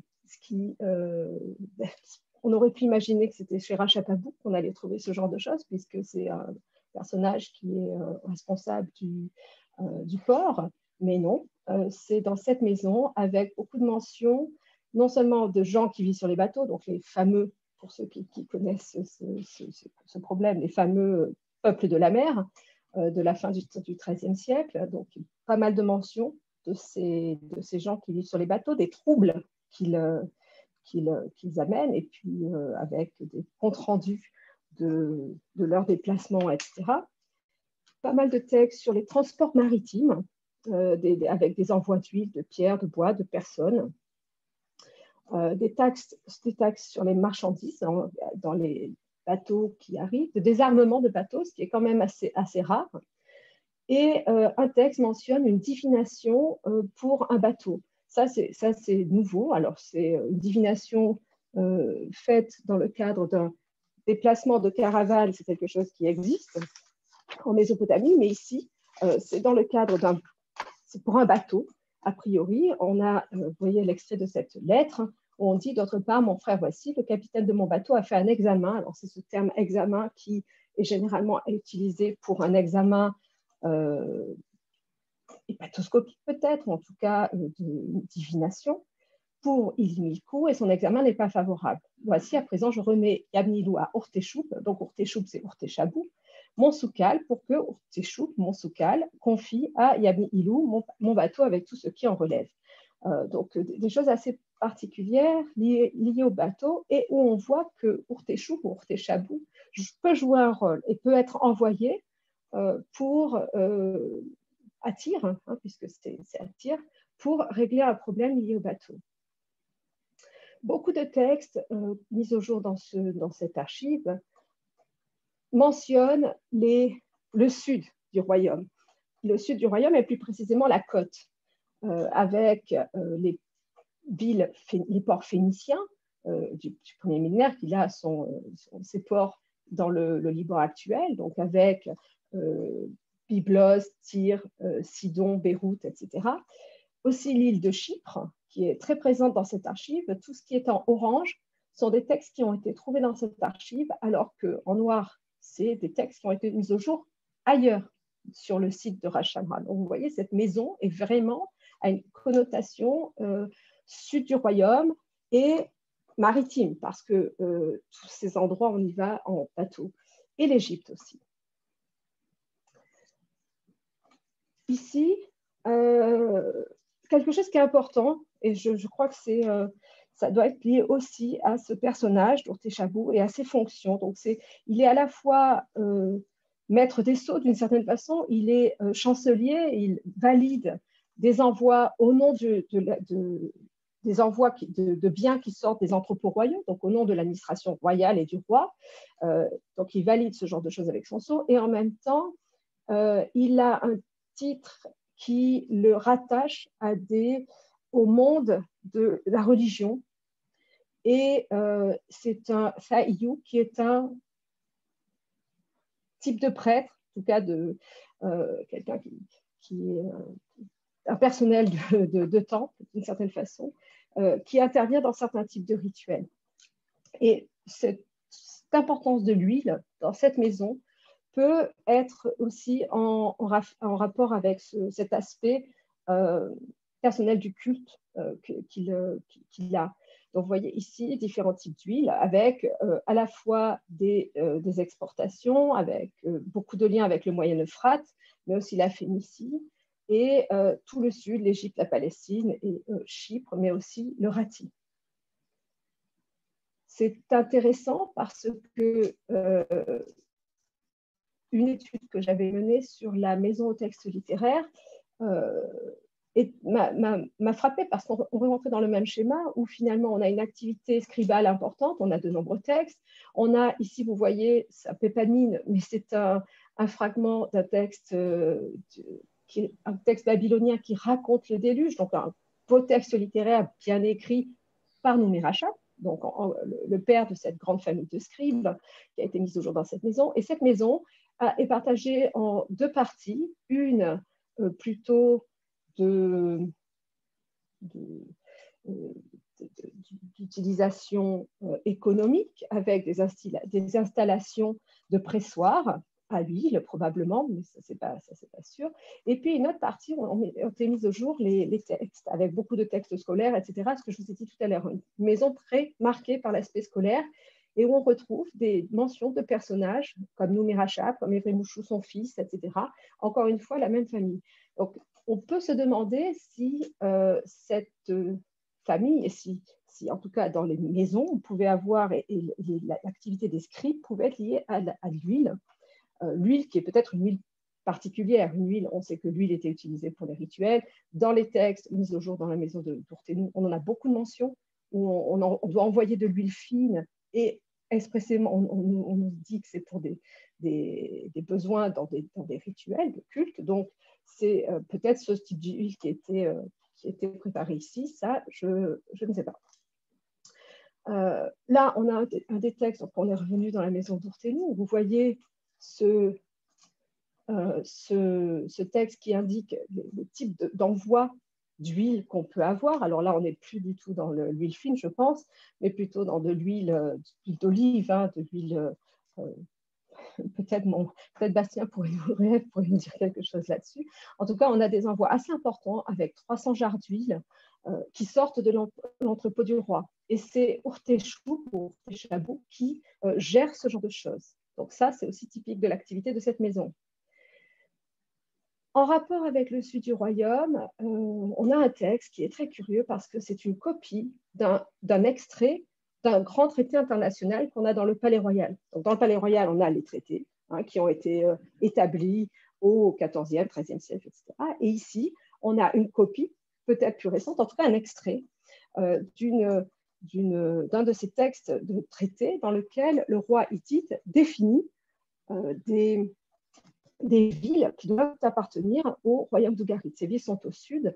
Et là encore, on a l'impression qu'en fait, cette gestion du sud du pays, d'Ougarit, est entre les mains de certaines personnes qui travaillent là. Et là, on est au niveau le plus haut parce que c'est véritablement les frontières d'Ougarit dont il est question. On a aussi des relations avec les ports phéniciens, etc., ça je vous le dis, et beaucoup de textes qui mentionnent le grain, avec à la fois des listes de distribution, etc., de grains, ou l'envoi de céréales. C'est aussi lié à... J'ai essayé de voir si c'était parce qu'au sud du royaume, on pouvait trouver de l'agriculture, de grains, etc. Ça n'a rien donné. Mais c'est peut-être lié à la période qui est la fin du XIIIe siècle, où on sait qu'on a de grandes famines, fin XIIIe siècle, début XIIe siècle, et le grain devient un enjeu. On sait notamment que l'Égypte a quasiment, dans un texte trouvé dans les maisons Tourtenou, a quasiment sauvé le royaume d'Ougarit en envoyant du grain. Donc le grain est un enjeu assez important, et les pouvoirs hittites, dont dépend Ougarit, demandent du grain, par exemple. Alors, quelque chose de complètement nouveau dans cette maison aussi, c'est l'importance des chevaux et des ânes, avec des chevaux et des ânes du roi, des chevaux de Dieu ou des chevaux de la reine. Donc, quelque chose qu'on ne connaissait pas très bien. Et on a de nombreux textes, en fait, c'est beaucoup par rapport à ce qu'on avait autrefois, qui nous montrent l'importance du cheval. Alors, aussi bien dans des réquisitions au contexte militaire, parce qu'à la fin du XIIIe siècle, on est dans tout le Proche-Orient et a des troubles aussi bien, subit des troubles aussi bien à l'Est avec la Syrie, entre le Rati et la Syrie, avec le Sud, des petites batailles incessantes. Donc, le cheval est bien sûr, avec le char léger, un atout important. Donc, c'est quelque chose qu'il faut contrôler dans cette administration royale. Et on voit aussi des importations, des exportations et des soins apportés aux chevaux. Donc, à tous les niveaux, le cheval, avec tout ce que ça représente comme enjeu, est présent dans cette maison. Ici, on a réussi à mettre en évidence un schéma de ce type. Je ne commenterai pas bien sûr, mais où on voit que des personnages importants, notamment comme Urtenu, tous ces carrés sont des textes différents, on les a retrouvés dans une espèce de constellation à travers le palais, mais aussi surtout la maison d'Urtenu. On voit que ces personnages sont liés d'une façon ou d'une autre, on ne peut pas forcément le définir, mais sont liés aux chevaux. Alors, soit parce que c'est à eux qu'on remet du grain pour les chevaux, soit parce que c'est eux qui soignent les chevaux, soit ils font du commerce de chevaux, mais en tout cas, là, on a un lien direct entre le palais et les mêmes personnages mentionnés dans des textes du palais et dans des textes de la maison d'Urtenu, avec ce lien avec les chevaux. Certains sont des conducteurs de chars. Enfin, je vous ai dit, hein, les textes scolaires, on en trouve partout, mais on en trouve pas mal dans la maison d'Urtenu et avec une nouveauté, c'est-à-dire qu'ici, on n'a pas,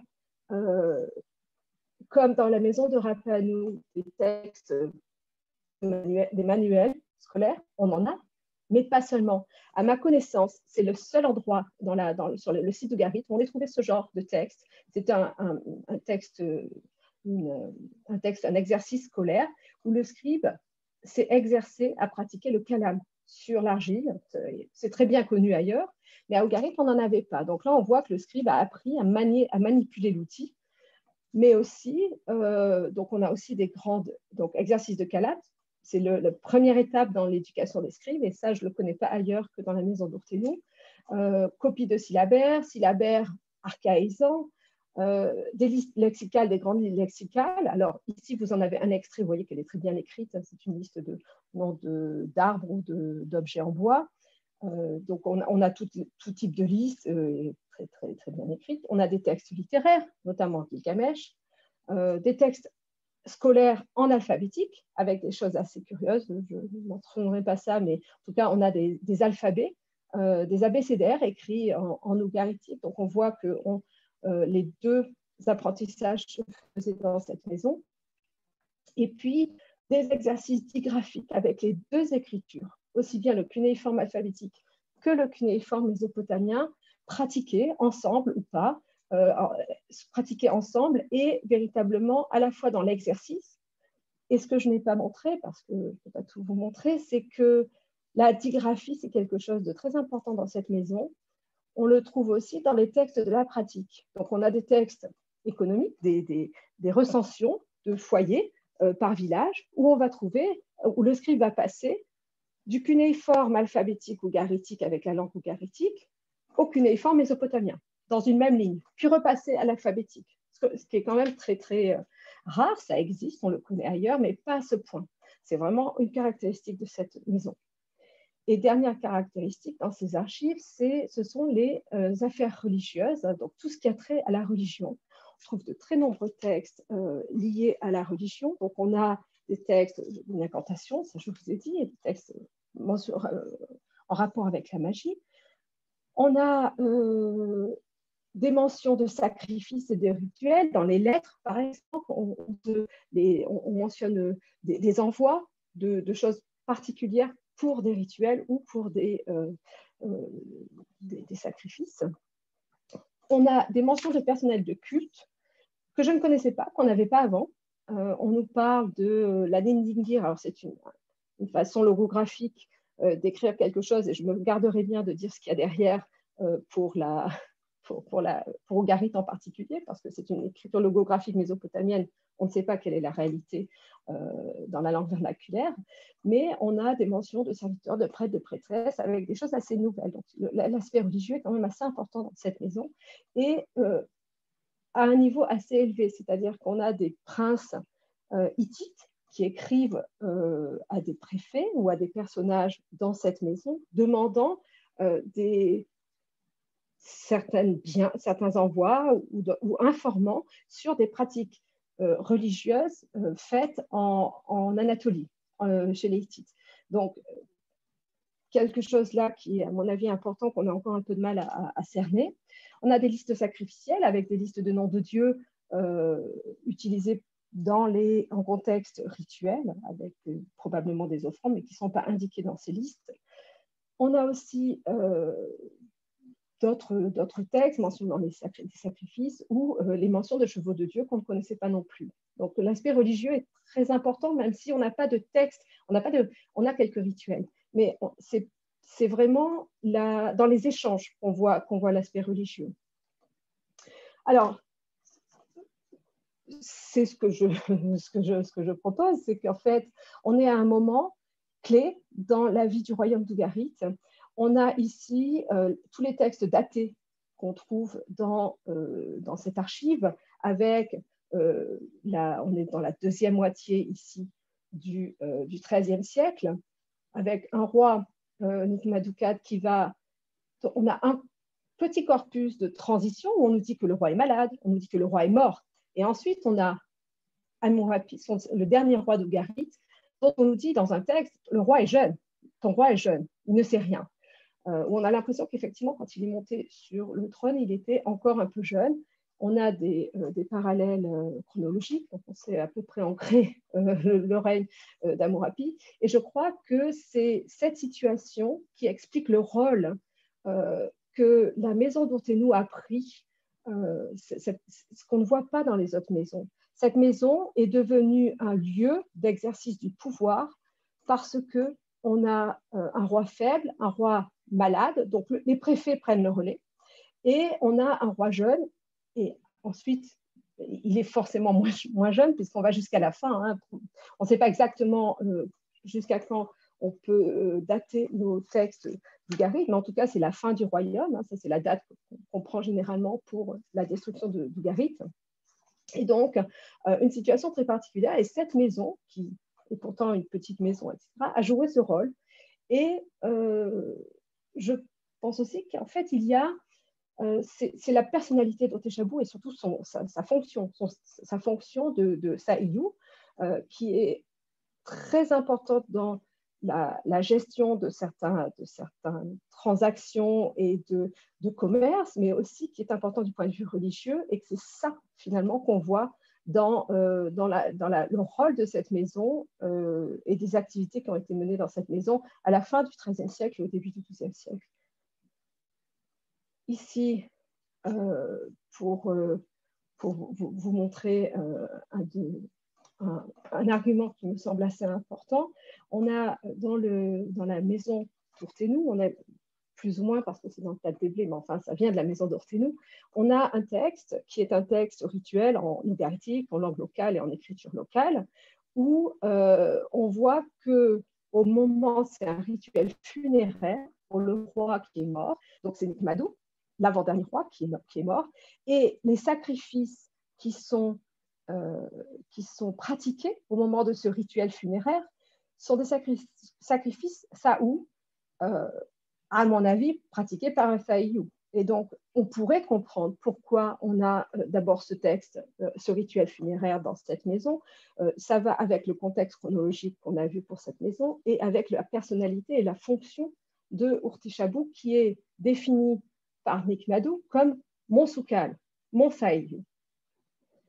Ça explique aussi la présence de ces listes de noms de rois divinisés, à mon avis utilisés en contexte de ce rituel funéraire.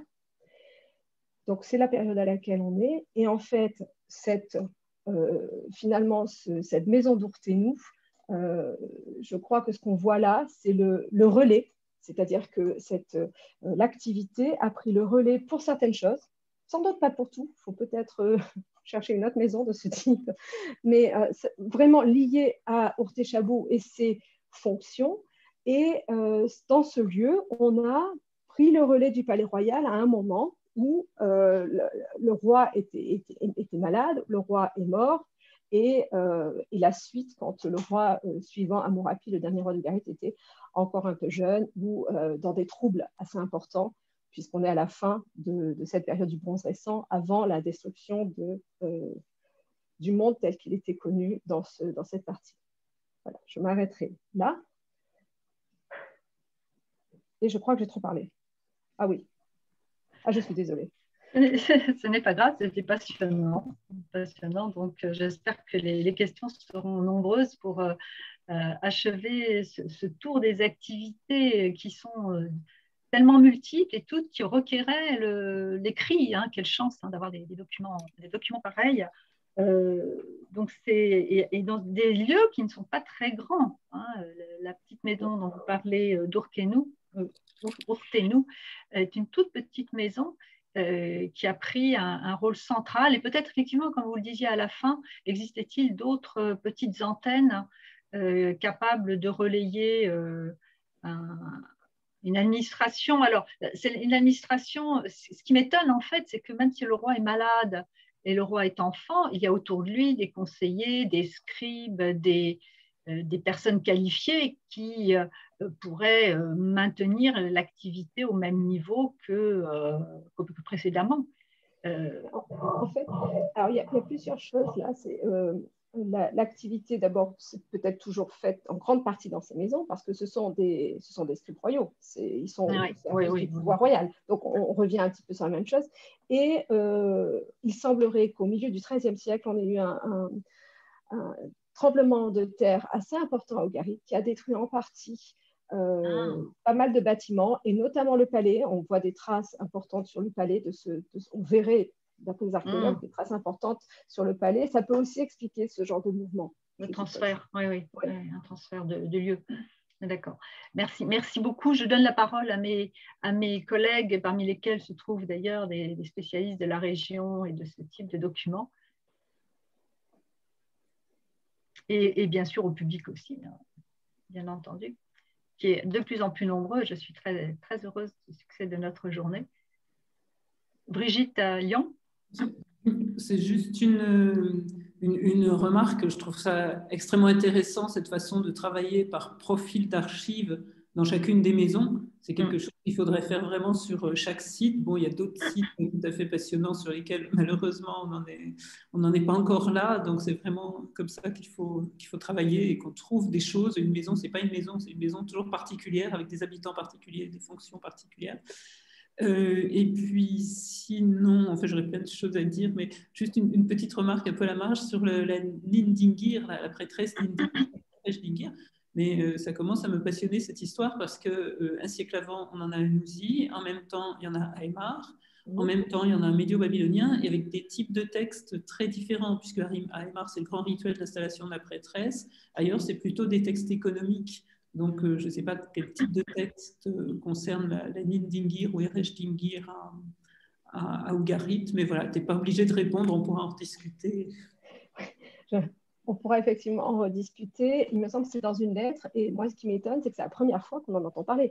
Mais tout ce qui a trait à la religion, comme tu sais, à Ugarit, c'est en langue ugaritique et en alphabétique. Donc, c'est aussi rare d'avoir, c'est pas Aymar justement, c'est rare d'avoir une écriture logographique dans un texte akkadien pour mentionner une réalité comme ça, quoi. Donc, je pense que c'est peut-être qu'on l'avait déjà vu sans s'en rendre compte, d'une certaine façon, dans notre corpus en ugaritique, mais je ne crois pas, parce qu'en tout cas, les femmes dans les rituels n'étaient pas attestées. Donc, je t'enverrai la référence du texte.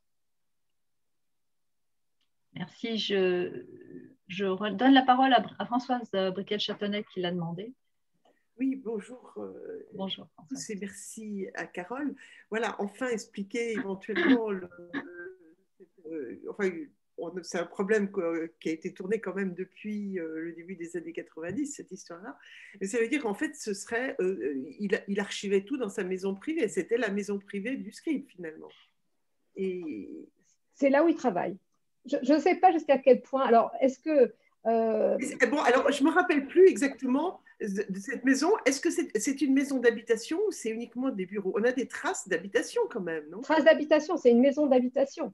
Mais qui y habite et qui travaille avec… Voilà. Je ne pourrais pas dire que c'est Urtechabou le propriétaire. Ce qui est gênant, c'est qu'Urtenou et Urtechabou sont les mêmes noms. Et ça, c'est très, très gênant parce qu'il y a effectivement un Urtenou, il y a un Urtechabou. Donc, nous, on a fini avec Florence Mabran-Labatte, avec qui j'ai beaucoup travaillé sur ce dossier, par se dire, c'est un peu comme si on avait un James qui travaillait chez un Jimmy. C'est gênant, mais c'est de ce type. Alors, bon, l'historien, ça le gêne. Dans la réalité, ce genre de choses, ça existe. Mais je ne sais pas s'il y habite. Je pense que la famille, en tout cas Harry Rachab, son fils, oui, je le vois très très bien habiter dans cette maison, la maison dite au texte littéraire, parce que là, il y a de l'activité économique, etc. Et pour plusieurs raisons, notamment parce qu'il a conservé, là, je pense, le petit fragment de texte signé par grand-papa Noumi Rachab. Donc, je pense que là, il y a quelque chose comme ça.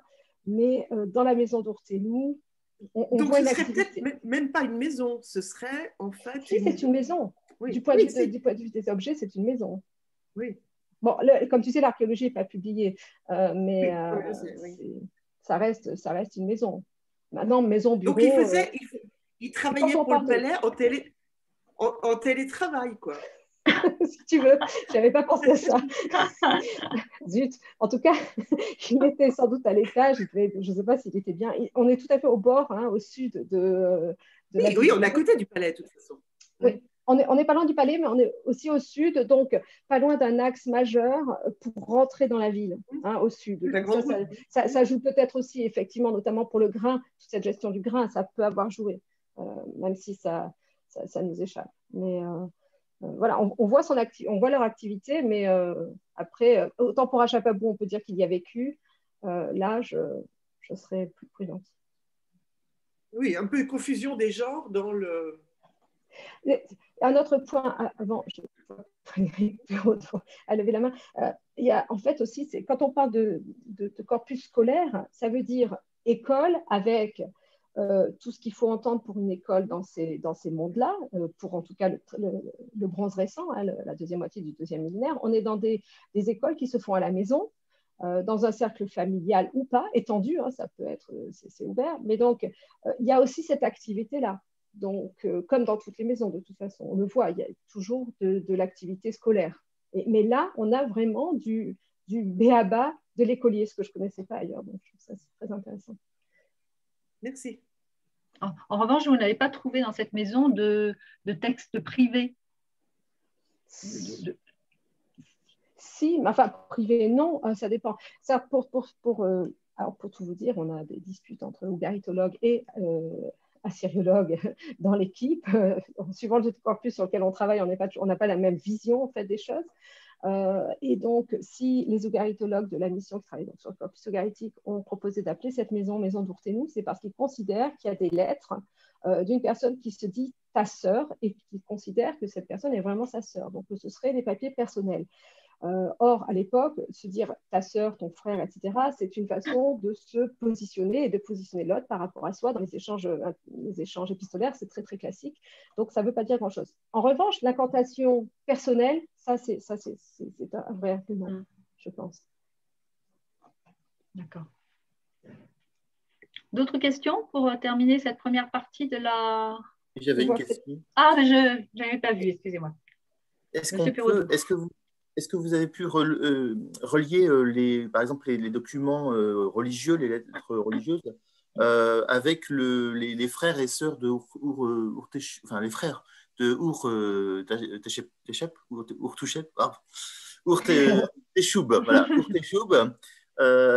qui sont grands prêtres, si je me souviens bien de ce que vous avez dit de l'arbre généalogique. Oui. En fait, il y a un personnage, Chamoubalou. Là encore, c'est une proposition que j'avais faite de l'identifier avec ce personnage. Alors, en écriture logographique pour des noms locaux, c'est assez compliqué de jouer sur la lecture derrière ces logogrammes, comme vous pouvez imaginer. Voilà, donc, c'est une proposition, mais ce personnage, on le retrouve dans des textes au palais comme témoin dans des actes assez importants, internationaux, des actes juridiques assez importants, où il est dit grand prêtre de Bâle, etc. Et il se trouve qu'il est aussi mentionné comme professeur, d'une certaine façon, enseignant dans des textes scolaires, si c'est bien le même. Mais on n'a pas vraiment, c'est pas dans cette maison qu'on trouverait ça. Donc on a trouvé ça. Et du coup, est-ce que la maison devient une maison familiale ou enfin de famille élargie, ou est-ce que c'est vraiment une maison de famille nucléaire? Je ne sais pas, cette famille, on la retrouve partout en fait, hein, parce que, comme je vous ai dit, la maison qu'on appelle la maison de texte littéraire, elle est marquée aussi par cette famille. Et là, je crois que vraiment la famille est présente, et que c'est peut-être encore un peu plus tard. Je ne sais pas. J'aimerais bien affirmer quelque chose, mais je pense que ce serait une affirmation sans fondement. Je ne pense pas. Je pense qu'ils sont présents partout. Merci. Désolée si j'étais trop longue. Merci bien. Une autre question? Si je ne vois pas tout le monde. Non. Bon, ben dans ce cas-là, je vous propose 10 minutes de pause, hein, jusqu'à, je ne sais pas quelle heure il est, voilà, 10 minutes jusqu'à moins 10. Merci bien, Carole. Merci. À tout à l'heure. À tout de suite.